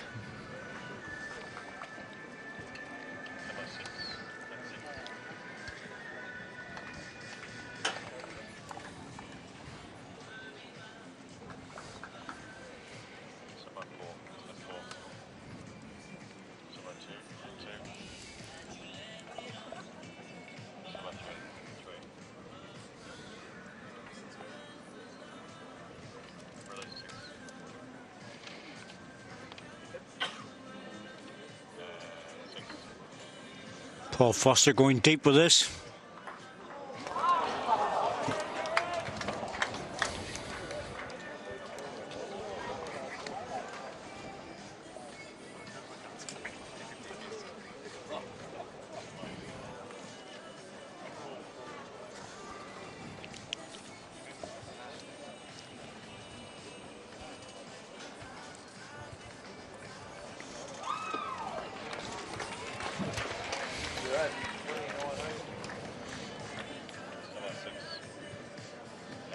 Nathan Rice.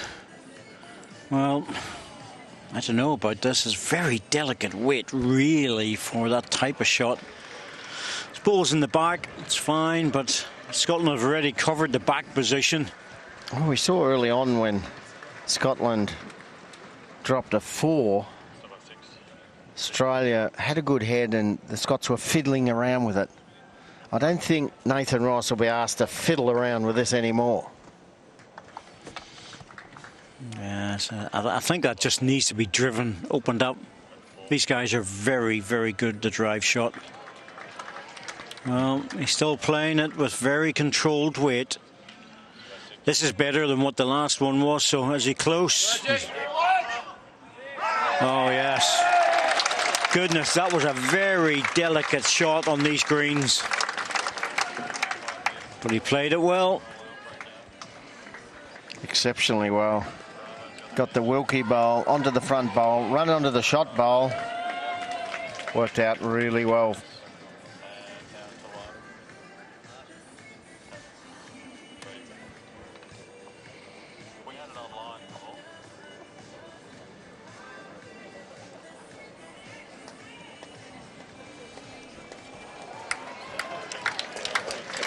Alex Marshall's interested. He's very close to this. It's all about connections to get the jack. Is it enough? Yep, think it is. Got the 1, didn't get the full jack through for 3. But every shot is vital for Scotland at the moment. Wanted to hit it solid, just got a clip of it.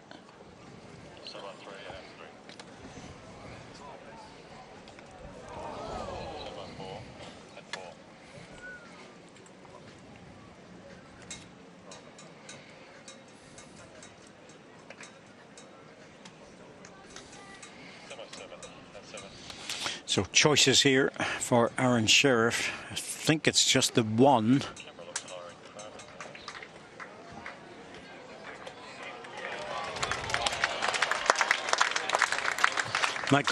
He might decide to go a little bit stronger at this. Well, that's a narrow line. Yeah, I'm sure he's using a fairly narrow bowl, but that's struggling to get back. He has a little bit of extra weight on it. Well, there's danger. That's the problem for Aron Sheriff. He doesn't want to get it wrong and end up losing 2 or 3 shots at the moment. Hard for Scotland to do much with this. I don't think Alex Marshall know what to do here. Sometimes 1 up, if you're Scotland, is better than 3 or 4 up.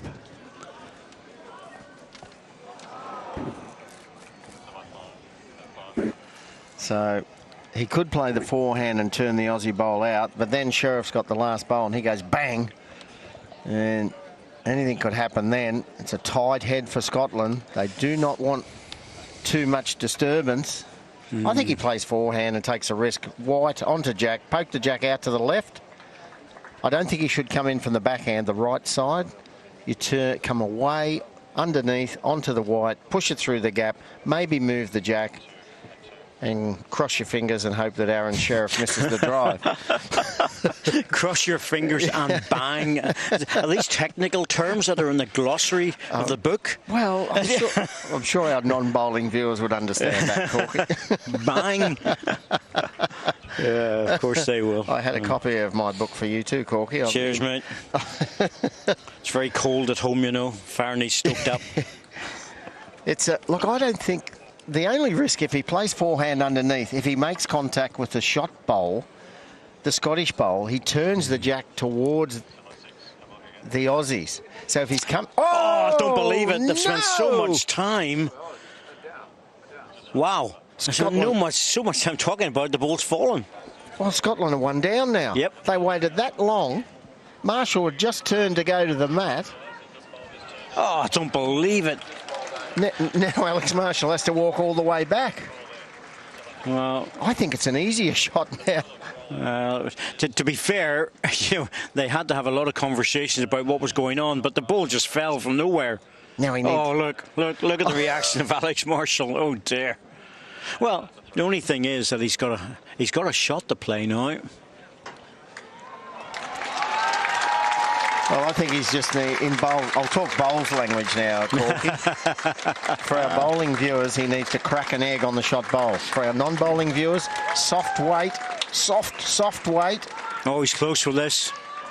He's into the target. Now, where's the Jack going to go? Oh, it went with it. Now, he might have turned it into 1, but the Australian bowl actually went with the Jack between the 2 red bowls. But who's lined the shot? Wow. Well, the players would normally mention to the marker at whose line so that Emma Spicer can let us know. Must be very close there. Circling the head. Well, that was looking really, really good from Alex Marshall, and he just hit it too solid in the end. Yeah. It cracked an egg, all right. It was a double yoker. He needed a softer contact and it was too heavy. Now, can Sheriff make him pay? The Jack's in the open. No, they're calling it to come down because he had to go out wide. I don't think that one was going to make it. Kicked it away. Well, in that case, Aron Sheriff must think he's holding 1. Yes, he was very careful, wasn't he?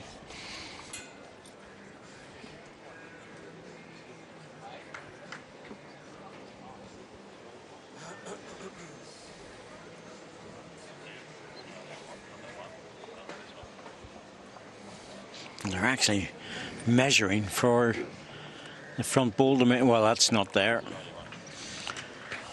Australia won. 12-8.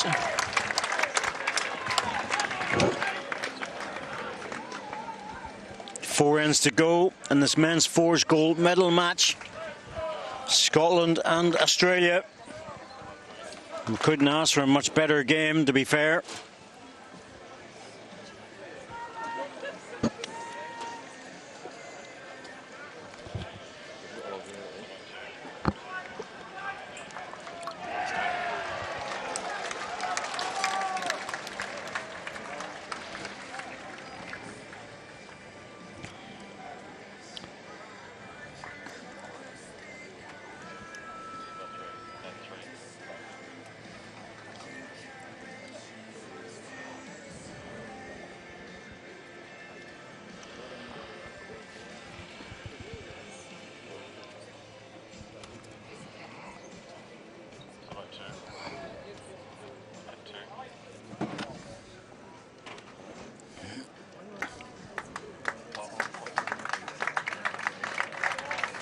Well, metre or so through with the first ball.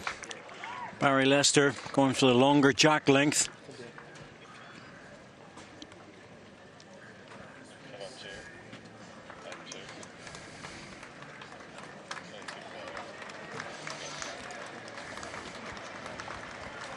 Good start, Ronnie Duncan. The last end shows Scotland were starting to group the bowls a few times, and it was on the shorter length jack, and now we're 1 metre short of maximum, so it's 33 metre length.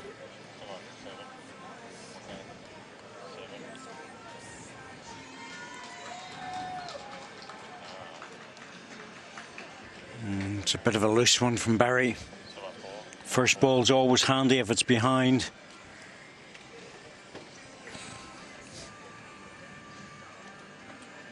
Just 4 ends to play. Australia 4 in front.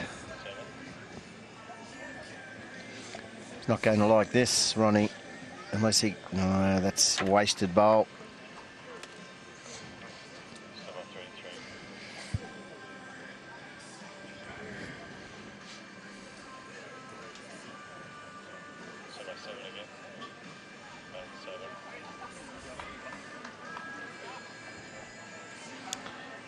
Also struggling a little bit for weight.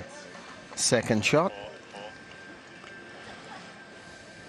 Ronnie Duncan's bowl held an awful lot in that forehand. The last time they were quite surprised, the second bowl. Derek Oliver, he plays a strong bias bowl. He's made sure he's inside it. Just needs to have good weight with this. Just dipped underneath.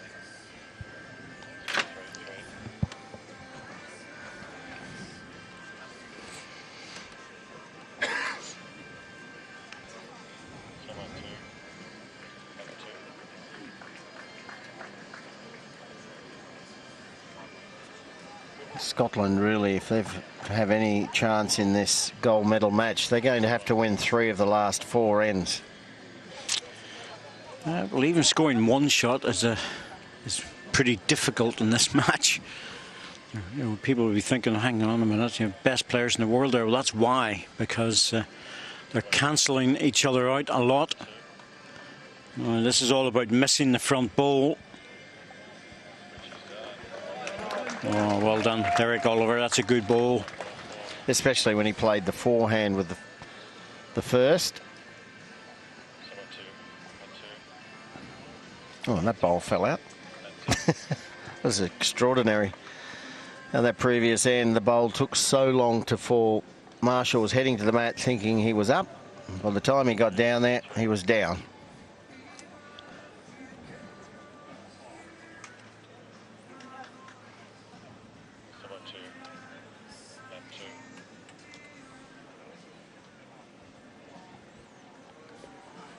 Looks a little bit on the heavy side.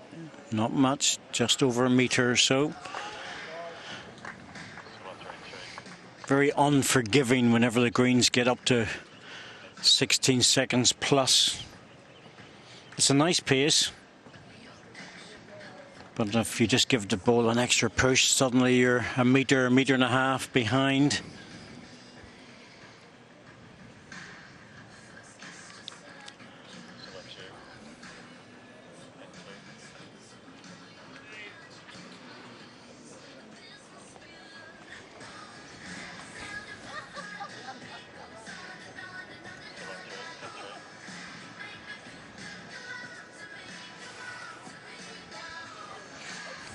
Going for the shot bowl with weight.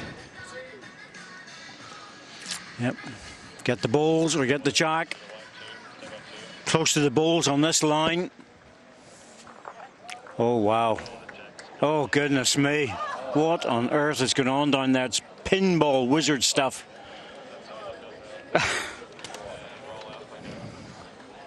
I think Scotland... That's a toucher. Then it comes off the inside edge. That's another toucher. Second time, same bowl. That's the Nathan Rice bowl. Ended up the shot. I think Australia have come out of this smelling of roses. Their line 3 shots. Well, Oh, Nathan dear. Rice, he hit the jack twice. This needs to hurry. Needs to run. They're calling it. Just needs to get a bit further. That's very close. Yeah. Alex Marshall says well played. Sheriff can see the bowl through the gap, so the drive will be on. I think he has to play it. If he's got 3 seconds, he must play it. Yep, Aussie's 1 down. Next 3, he can see the bowl and a backhand drive. I don't think he'll play it, mate. I think he'll just do it.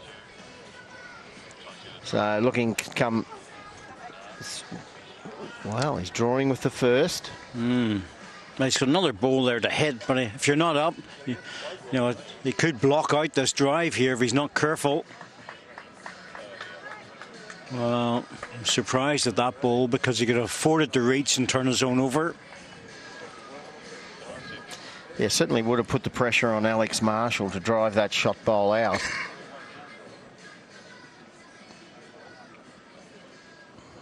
So Alex, line 1, Alex Marshall, Scotland, looking to pop another one in.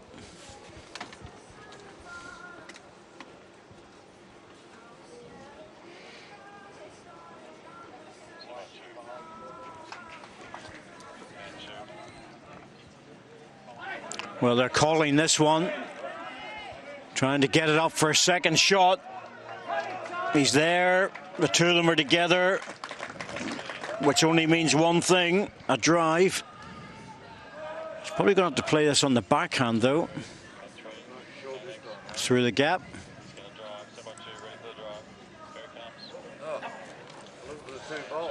Has to be lucky. Oof. Push that one through, just off the target. Another ball to come. This is a big end for Scotland. You can see the jack in the ditch where that little yellow marker is. Can't see the jack from the mat end, but there's a little yellow mark which tells the players up the far end where the jack is. You can see that little round yellow marker. That indicates where the jack is in the ditch. The Scottish bowls are side by side. So hit one, they'll probably both go. Yep, but the Australians are out of ammunition, so that won't happen. Well, this is a bonus bowl for Scotland. Exactly, he's looking for 3 here. Oh, he's definitely making the double, and he dropped out himself, so he might be in a measure for 3. There's 2 out. I get the umpire on this one because it's dropped down into the ditch. That's always difficult. Well, they're going to try and do it between them. If it's close or they favour their own, they'll call the umpire. Scotland have scored 3 doubles and just 2 singles. This could be their first treble here.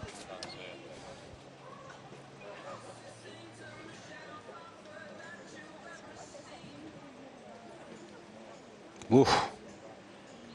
That's close. Yep, they're calling the umpire. It's very, very close. Nathan Rice favours that it's one, or the third shot's Australian. That's what you do, really. You get the measure down, have a look. If it's close, call the umpire, get them down, sort it out. They haven't exactly been overworked in this match, so they like to be involved, Sherry. Come on. It's no fun sitting there all day in the heat.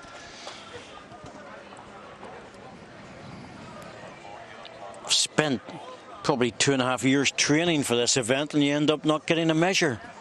How boring is that?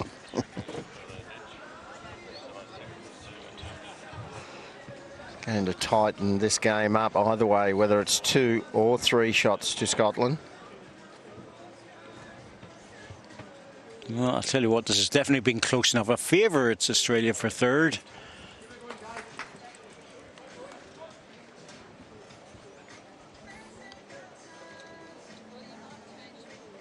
Yeah. Confirmation that it's the Australian ball, 3rd shot. Emma Spicer indicates 2 for Scotland. Goodness me, we are in a match here. 2 shots in it with 3 ends to go.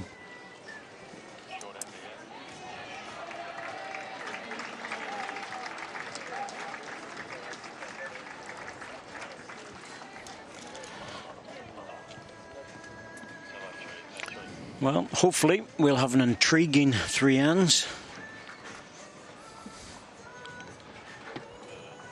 I know you're excited, Sherry. I can tell. Just waiting for something. Well, we've had quite a few spectacular shots and a bit of luck, a lot of luck actually, Corky. But we're into the business end of this gold medal match right now. 3 ends left. Scotland will need to win maybe all 3 singles, or certainly 2 of the last 3 ends.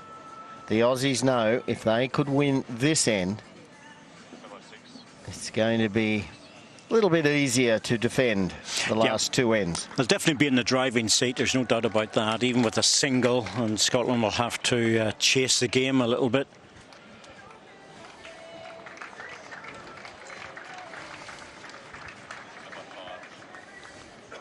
We've had some great games here, there's no doubt about that.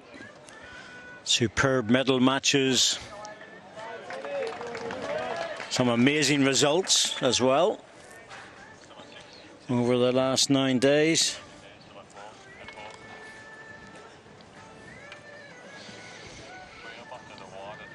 But when it comes to a gold medal in the 4s, and you've got Australia and Scotland against each other, it really is all to play for. 2 of the most successful nations in the sport. And the crowd haven't moved in this match. They've been fascinated by it.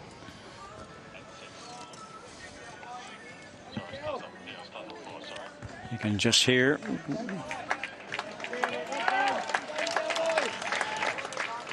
Derek Oliver being come on Dell. Where that comes from? No idea, Corky. Oh, Del Trotter TV series back home. Oh, looks to be underneath Brett Wilkie. Oh, the weight was okay.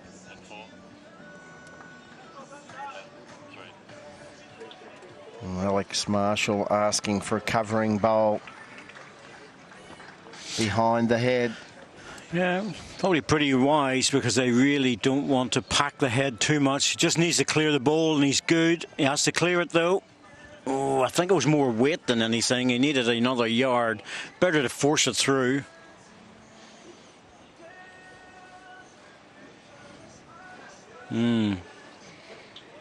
Well, Brett Wilkie, he's getting the same shout. Come on, Wiz. His nickname. Whoa, that came off very tidy. Good second.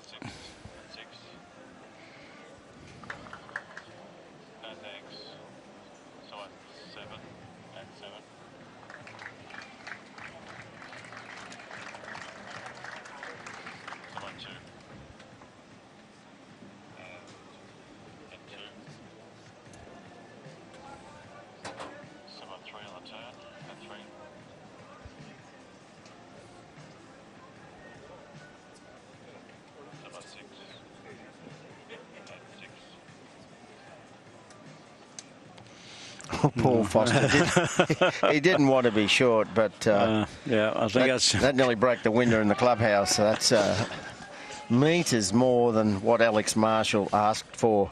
Yeah, sort of got away from him a little bit, but at least he's through the head. Really didn't want to drop short.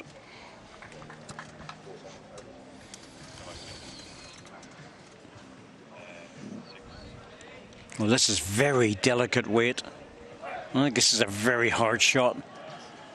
Well, it's another ball in the head. Might be a bit more positive the next time. Yes, they need the jack. The shot bowl's really jammed in. Don't think it could go clean out. Alex Marshall saying, "Here to my foot here. This is where we need one." A yard or 4 feet. On a good line, this one fuzzy. Paul Foster, yep. think that's still too deep. The Aussies won't be playing big weight at this head. They're only one down. Nathan Rice was close with his last. Yeah, he's better with this. Oh, just got through on the weight. He had more weight than I thought. 3 balls now waiting for it. Just a metre behind the jack.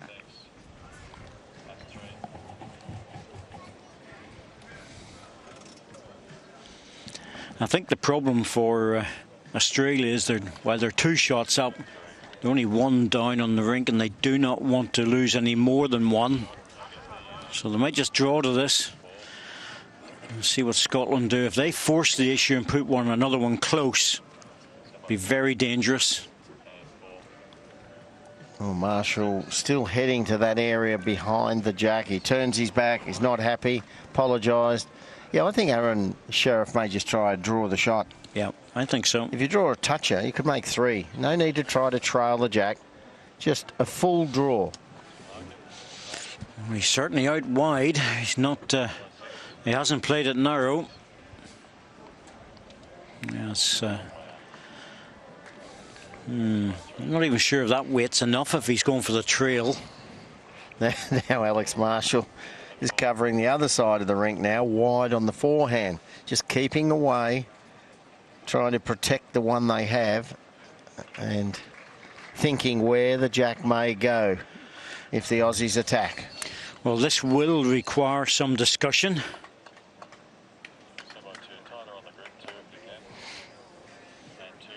Well, he's walked up, had a quick word.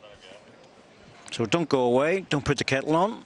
Not enough time to make a cup of tea. If he trails the jack, he could make 3, maybe 4. If he cuts the shot bowl onto the jack, he might end up 2 down. That's the problem. Oh, this is a better line. He's much more interested in this. It's just a matter, will it get back? Nope. Just a bit heavy. Well, that ball sat there for a very long time in that end, and that was very cautious from both teams. That's what I said earlier, Sherry, that wasn't an easy head. No, especially on a really fast green. One side has got a rock-solid shot. The other team's vulnerable. Stayed with Scotland. 1 up with 2 to play. Australia.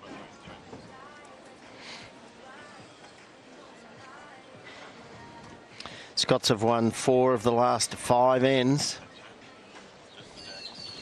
2 in a row. And a very short jack rolled. I think it's just past the marker. There's a little red mark there, half a metre in front of the jack, which is 23 metres from the tee. And I think Ronnie Duncan has just, there's the red marker, just rolled the jack past the minimum length. Yes, Aron Sheriff just walked up there to have a quick look to make sure.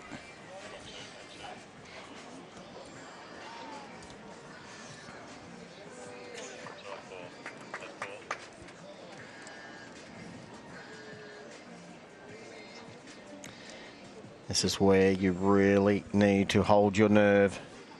Try to relax. Don't tense up.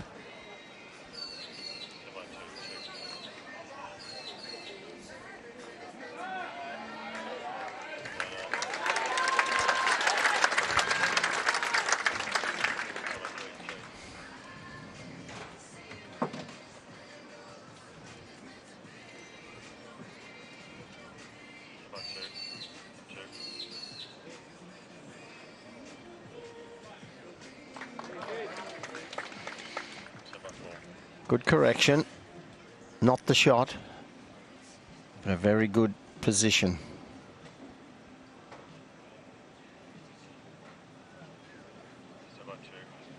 He's played a wider line here, Barrie Lester.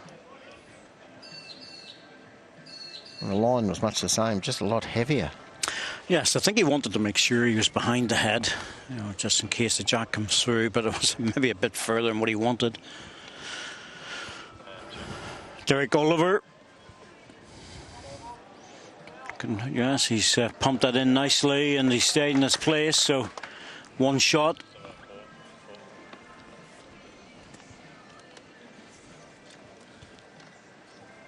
Similar sort of shot from Brett Wilkie.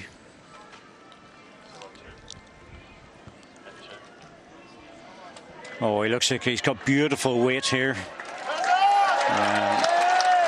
That'll look good all the way.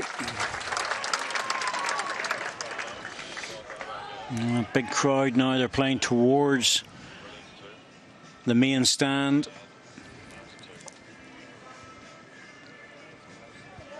Derek Oliver chasing it, chasing the ball. Got it. First time. Good turnarounds from the players.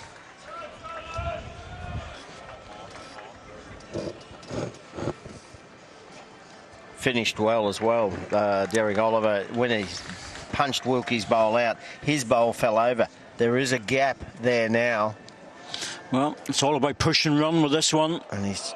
Well, that's okay. That's a good ball because now he's got second shot and position. And plugged the gap. Good stuff all round from the front ends of the rink. Leads and seconds all contributed.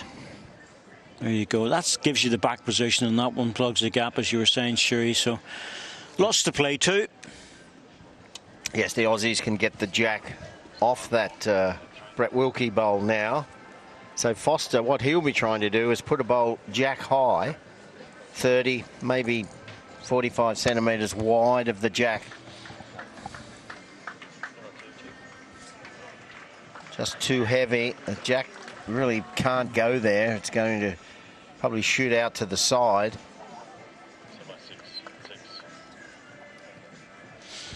Yes, well, not a wasted ball.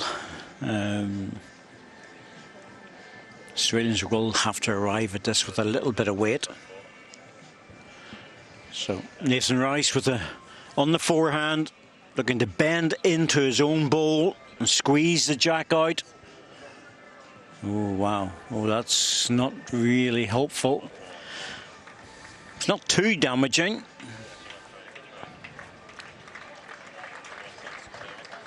Yeah, Paul Foster's getting instructions from Alex Marshall to get into the Australian bowl. Yeah, it's just in front of it from the mat end, not to pass. Just drawing to it and finish pretty well as close as possible to the Aussie bowl. Well, they're calling it. Depends where the jack goes. You never know. You need to have better line with this one. Push the last one out a bit wide. Well, they're showing interest. Got the side of the ball. Oh, is it enough? It had to flop down to make it the shot. I think it's still 1 to Scotland.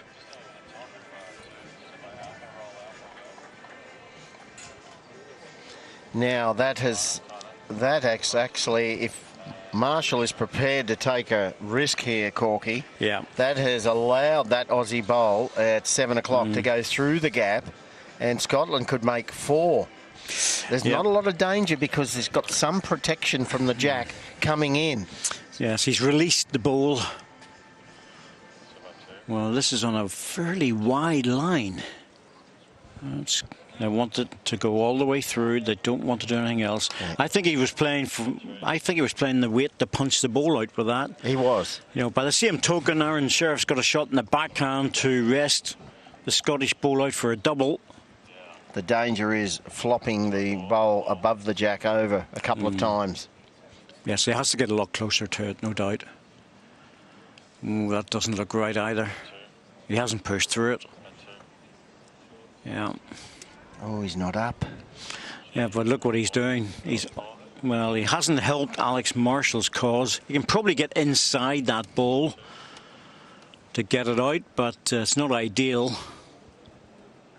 And he has got his own ball to push over. They're looking to see if they're absolutely certain they're lying the shot. Well, if he's going to play the Aussie bowl through the head, he's going to have to play a little bit more weight now because he needs to come underneath, inside the Aron Sheriff bowl there.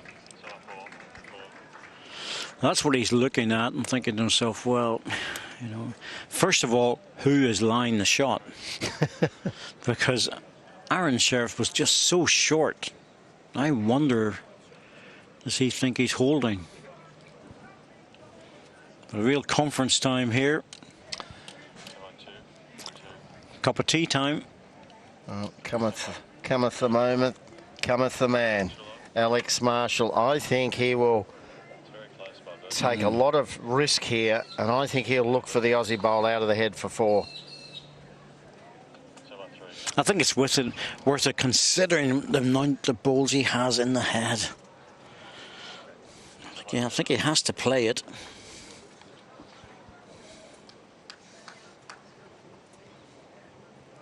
Goodness me, he's going strong.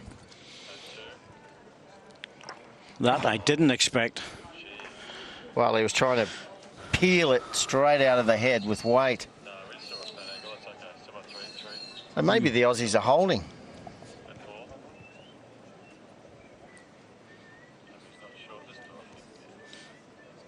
Oh, there's a bit more life about this one, I can tell you. A lot closer. He just needs to skirt past the front one. Doesn't want to turn it over. Ooh. Ooh. Yeah, it was not what was required. Well, the umpire's been called. The players are not going to measure. Oh, no. You get a chock on the ball first as well, because you don't want that ball to fall out.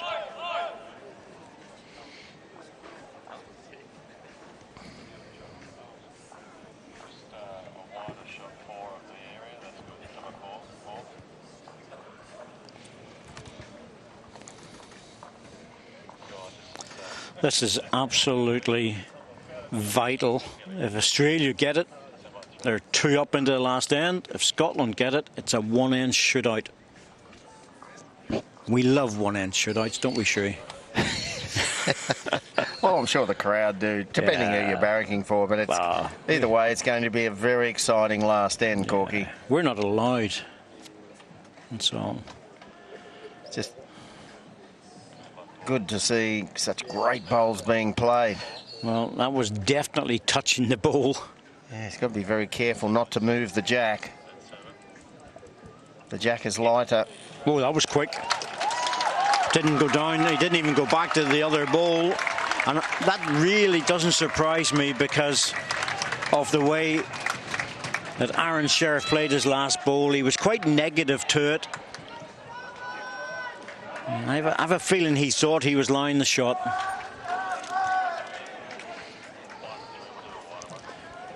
Two shots in the match. 13-11 after 14 ends. Playing for 2 hours and 15 minutes. Big crowd here watching this match. And they are loving it.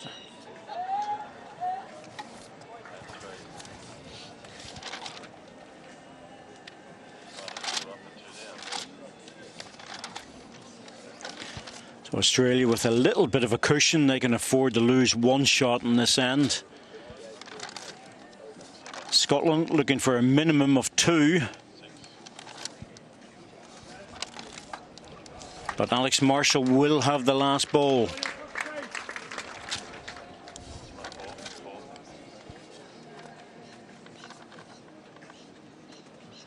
Barrie Lester was making sure he was through the head with the first one. This looks a bit on the narrow side.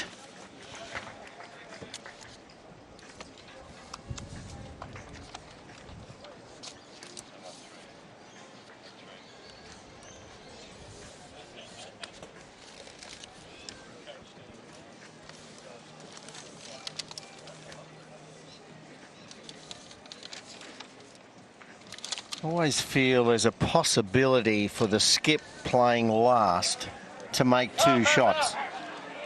A good bowl here from Lester. Big correction from Barrie Lester. That could be the gold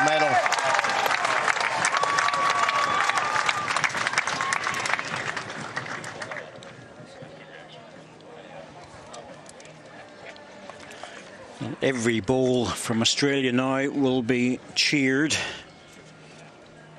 And so it should be. In the host nation. It's close to the jack. Good bowl just behind. Well, they have a lot more support here than Scotland have.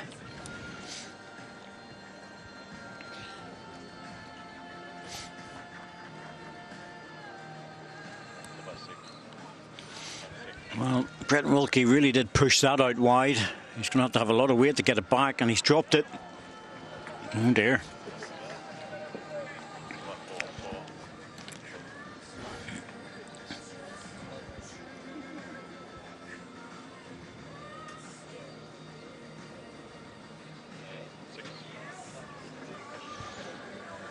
Yeah, gentle, gentle. Good ball there. It's the same for Australia. They need to get a ball 2-3 feet just behind the jack. I think Scotland need a closer bowl to the shot bowl, just to broaden the target. It's hard to trail the jack away from Barrie Lester's bowl. Needs to miss it. Doesn't want to poke the jack out. Well, that's good. He's played that really well. It wasn't what he was asked for. He was asked for something 3 feet behind the jack, and he ended up as a toucher. But you take it all while you can.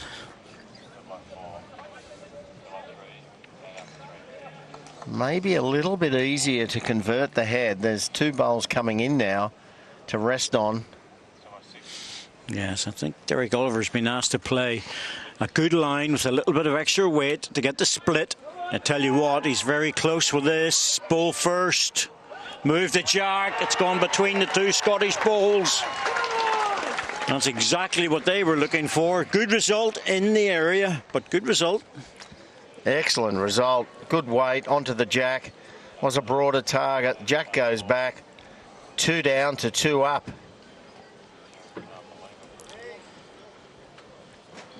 Brilliant shot, Derek Oliver. Now, Lurch, as he's known by the bowling fraternity. Flat out, perhaps. No. Oh, very controlled. In fact, he's drawing line. Hasn't even bothered to try and control it. He's just trying to draw this off. It's very close. Oh, this would be a fantastic ball if he gets into it. Oh, just too heavy. Yeah, that's a toughie, it really is. It's a very tough shot. Brett Wilkie played a toucher, but he just broadened the target. Lester's bowl looked safe, but now the jack's been shifted twice. Barrie Lester's bowl, top of screen, is really not helping the Aussies now.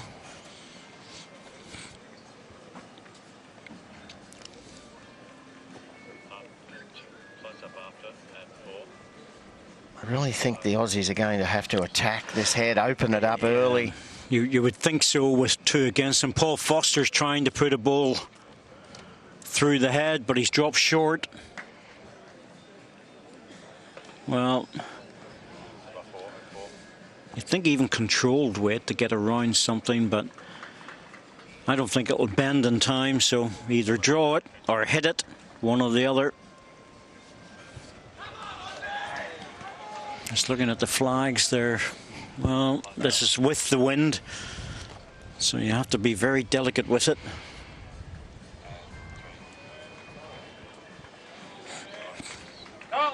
He likes it. He's chasing. That's a good sign. Yeah, that's what I mean. You know, it's so easy there when you're playing with the wind just to drop through. I think they realise if they can get a really good ball, that would be enough. But I think you can see Marshall there saying to Paul Foster, I think we need one on the tee. Well, if you can sit, that's good.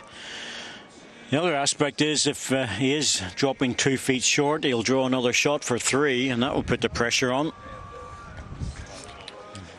have to realise that Alex Marshall will have the last ball in this end.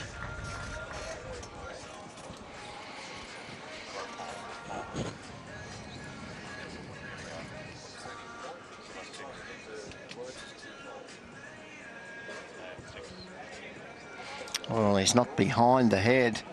Where's he going to finish? That's what I'm saying about if he did drop a bit short, he could drop in for 3. Well, so, you know, that was a 2-pronged shot, really, in many ways. You know, try and get behind the jack. If you don't and drop short, you make it for game. But this will get the treatment. Yes, I'm not entirely sure whether that's a good bowl for Scotland. I think it will force Australia now to definitely attack. Yes, and might have 2 bowls to save the match. Oh, he just came in tight. And once again, he raised his arms. He thought he had it, Aron Sheriff. I don't know. As I said before, Sherry, I like to be 6 inches away from it. No, I'm going to hit it. Look, he says, yes, I've got it. Oh, no. It turned. He didn't get it. So what do? Do they go deep knowing that if he hits it and it goes into the ditch, they'll have 1 shot with a bowl left with Alex Marshall to save the game? Or do they play short and say, well, if he goes again, put a blocker in the centre line? There's only 2 shots on, Corky. I like the block, but I also like a back bowl. Yeah, exactly. You can't do both. We have to play one or the other. Centre line block is very difficult to play. It really is, but I just can't imagine him missing it twice. No, I think back bowl is the percentage play. If you're trying a block, it has to be absolutely perfect, difficult to play. Oh, he's got his arms in his... I think he's heavy with this for what he wants. Is he into the head? Well, it depends. If he misses the jack, he's okay. Is he into the head? Oh, no. Oh, No, he really did not want to do that. Alex Marshall has fattened up the target, but it has to be hit. Well, if you look at the target there, as soon as he hit the ball and went that way, he doubled the size of it. That's just, oh, dear me. Well, Nathan Rice will be watching this ball going down from Aron Sheriff. Oh, they're through. They got it. He missed the drive. Big, wide target to hit. But Aron Sheriff pulled it. And Scotland get the 4 shots. And they win by 2. Unbelievable. Alex Marshall thought he'd made the mistake of his life, and it turned out that he didn't. Sympathy for Aron Sheriff. Was a big ball to make. Very, very well done, Scotland. A great final. Australia did everything they could, but look at the boys. Silver and gold medals have been doubled up in this 4s. Fantastic match. Absolutely brilliant. In particular, the second half, confirmation, Scotland 15, Australia 13.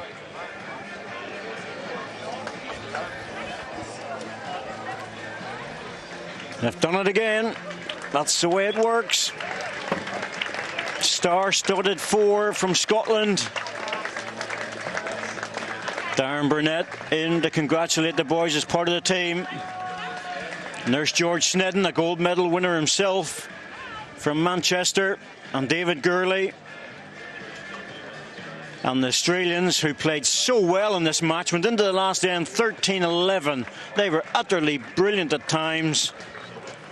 They'll be disappointed, but you have to say, a silver medal, it's a great performance. I think people forget sometimes that you win the silver medal. You don't lose the gold, you win the silver medal, and it's important that they take that away and say well done to their team. Great performance. Well done to Scotland and to Australia. Sandra McLeish, part of the support team for Scotland.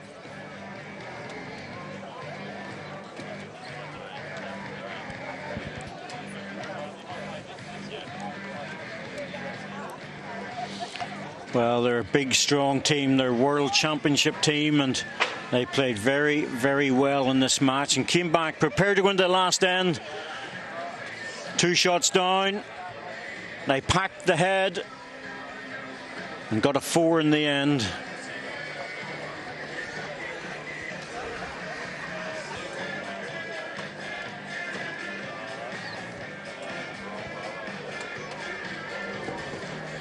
Alex Marshall is doing so much damage at the beginning of the game, picking shots off left, right and centre. Derek Oliver as well.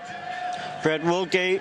It's very hard to say who was the star in this because they all played their part. There's no doubt about that. Real team performance from both countries. Aron Sheriff taking a bowl out for the early stages for a 3. So many good bowls. Terrific stuff. And the old one you couldn't predict.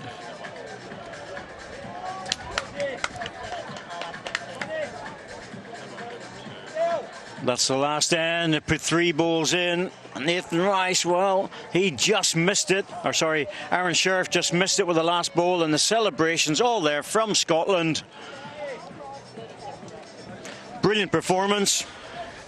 Yes, Corky, it was a quality match. It all came down to the last end. Aussies went in with the 2-shot lead, dropped to 4. It was an exciting match. It had everything. The crowd loved it, and Scotland came out victors. Scotland lift the 4s against their arch rivals Australia. Brilliant match. What a fantastic performance, and Scotland are the winners.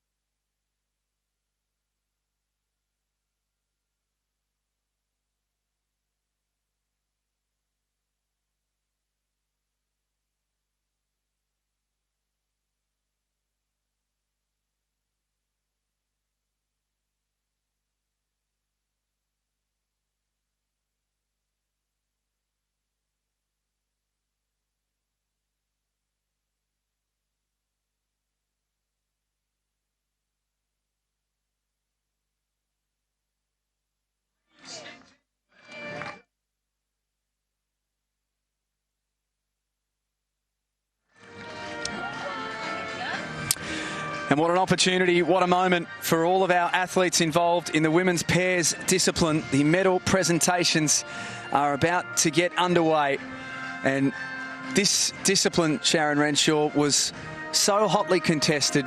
So many terrific matches, and both our gold medal match and our bronze medal match were of the highest standard. Absolutely, and we expected nothing less than that with these outstanding athletes. All have a lot of experience, and they showed us why they well deserve to be here today in this medal ceremony. It could have gone any which way, really. 3 quality teams, 4 if you include the team playing in the bronze medal match.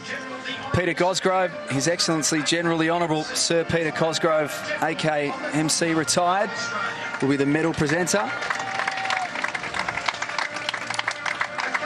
A famous Australian, and Sandra Webster, representing Wink, will be the gift presenter.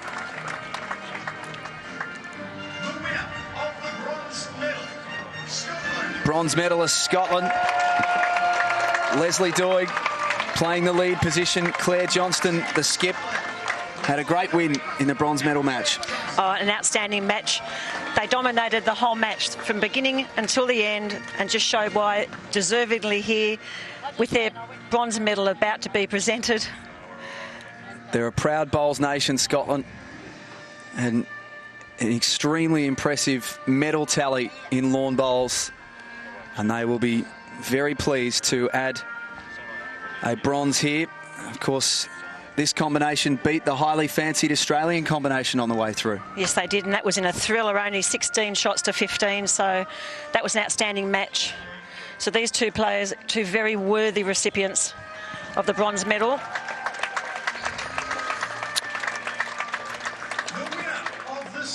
Our silver medalist, South Africa. An extraordinary contest that we saw in the gold medal match for Nikki Neal on the left, Colleen Pickett on the right. 2 very good friends. Colleen Pickett, one of the greats of women's bowls. Oh, absolutely. Well, this is a second medal, of course, for Colleen Pickett. And the South African team, they absolutely dominated the first half of the match in the final, were marvellous, did nothing wrong. But the Malaysian team, well, they just dug deep. But these 2 girls out here, you know, outstanding performances throughout the entire event. And it caps off a really good program for South Africa at this Gold Coast Commonwealth Games. 3 bronze medals, 2 silvers. But the gold medalists, they can hardly believe it. Emma Furyana Soroji on the left, and Lena Ahmed on the right. At one stage, 9 shots down after 10 ends, and then they begun the most extraordinary of fightbacks. Oh, well, for the second half of the match, they were all over it. These 2 athletes work extremely hard on every aspect of their game, and they showed us today why they deserve to be here with the gold medals around their neck. Outstanding fight back for these 2 athletes. First time gold medal for Emma. She was brought to tears post-match, and as was this woman, Lena Ahmed, now a 3-time gold medalist, twice in the singles discipline, and now for the first time a gold medalist in pairs. She was driven to succeed, and she has achieved. And gentlemen, the anthem of Malaysia.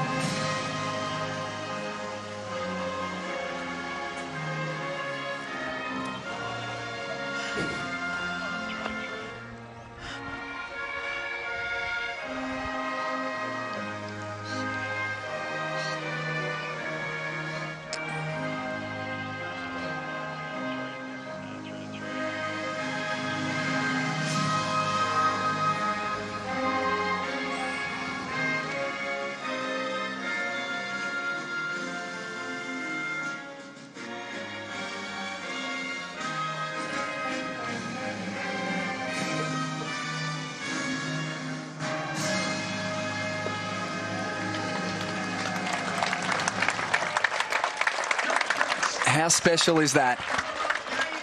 Malaysia, as you see their team, they are full-time bowlers. It is their life. It's one thing to have the ambition. It's another to achieve the ambition, and that's exactly what Malaysia have been able to do today. Absolutely, and these teams, they all know each other well, these pairs. They have the highest amount of respect for each other, as we saw in the gold medal match between South Africa and Malaysia. Such sportsmanship, it's wonderful to see. It was played in such high spirits, extremely competitive, the gold medal match. But it was Malaysia successful in the end. And this legacy of Malaysian bowls continues to grow. It was something that really started to come to the fore after the Kuala Lumpur Commonwealth Games. And from there, it lit a fire under the Malaysian government, under Malaysian sports fans. And now they are achieving success on a regular basis. So Malaysia, the gold medalists in the women's pairs discipline here at Broadbeach.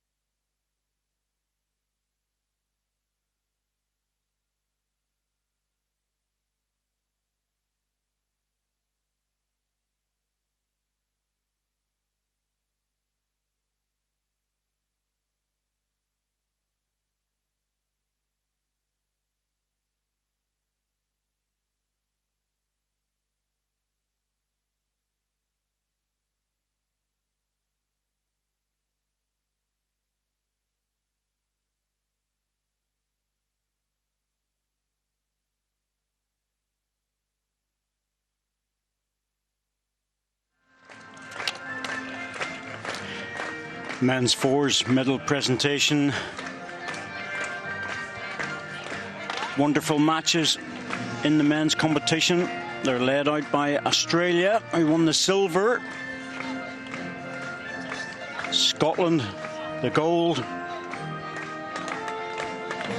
And they're being followed by England in the bronze position. The major nations, there's no doubt about that. They were absolutely fantastic in this brilliant final we got to experience with Scotland and Australia. And England took out Wales for the bronze.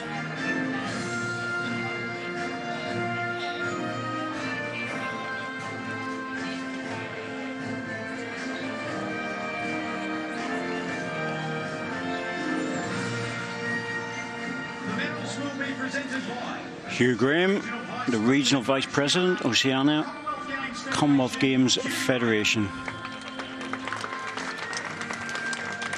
He'll be presenting the medals. And Tara Edmonds representing Hamilton Sunscreen. The winner of the bronze medal, England bronze medal winners. From the left, Louis Rideout, David Bolt, that's Jimmy Chesney, and the skip, Sam Tolchard.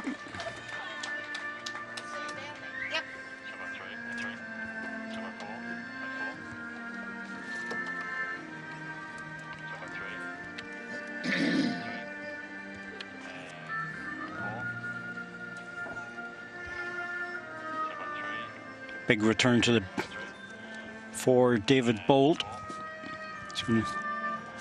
Hasn't been in favour for a while in the major championships, but brought into this one. And he's got a medal. You'll be delighted. Louis Rideout, well, he's been around a while and played in major championships.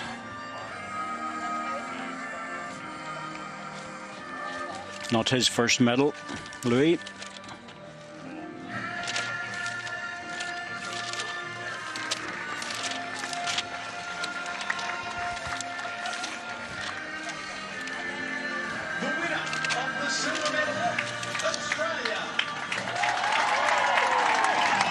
The host nation, Australia, winning the silver.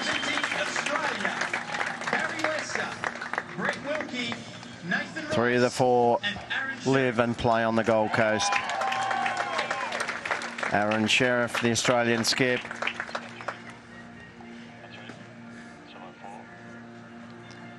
Nathan Rice, the greenkeeper, a local boy. Brett Wilkie, the CEO of Bowls Queensland, also lives on the Gold Coast. And Barrie Lester, the Victorian, he had a great game playing lead for the Australian fours team.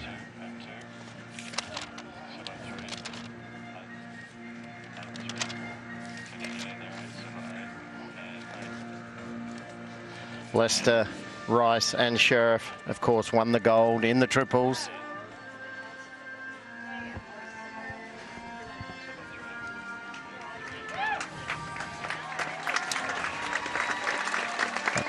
A great effort from the Australian fours side. The gold medalist and Commonwealth champion, Scotland. Big cheer for Scotland. Representing Scotland, Ronnie Duncan, Derek Oliver, Paul Foster, and Alexander Marshall. Multiple medal winners ready to skip. Alex Marshall, 6 times world indoor champion, 5 times world indoor champion. Paul Foster,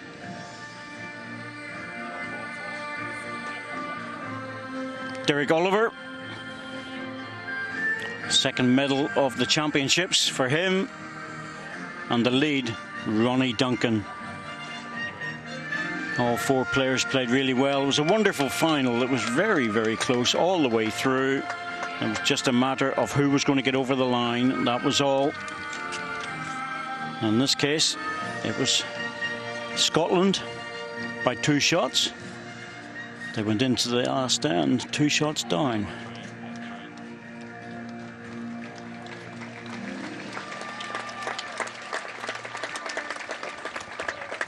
Ladies and gentlemen, the anthem of Scotland.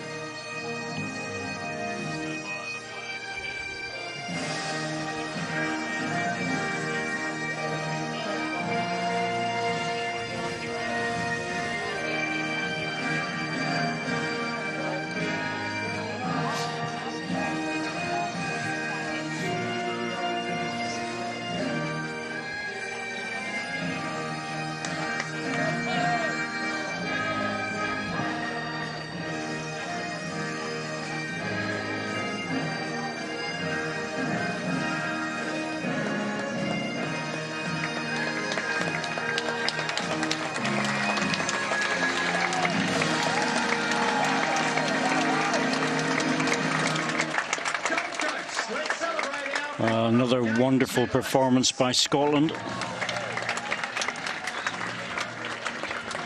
Multiple gold medal winners in this rink. Fantastic performance in Glasgow, and now they've backed it up again here on the Gold Coast and Broad Beach Bowls Club. On the best greens in the world, the best players come to the fore, no doubt about that.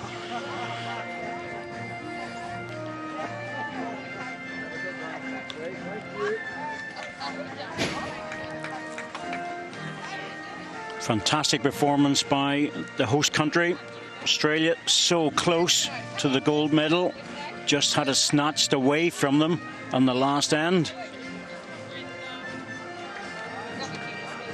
But it was a wonderful match.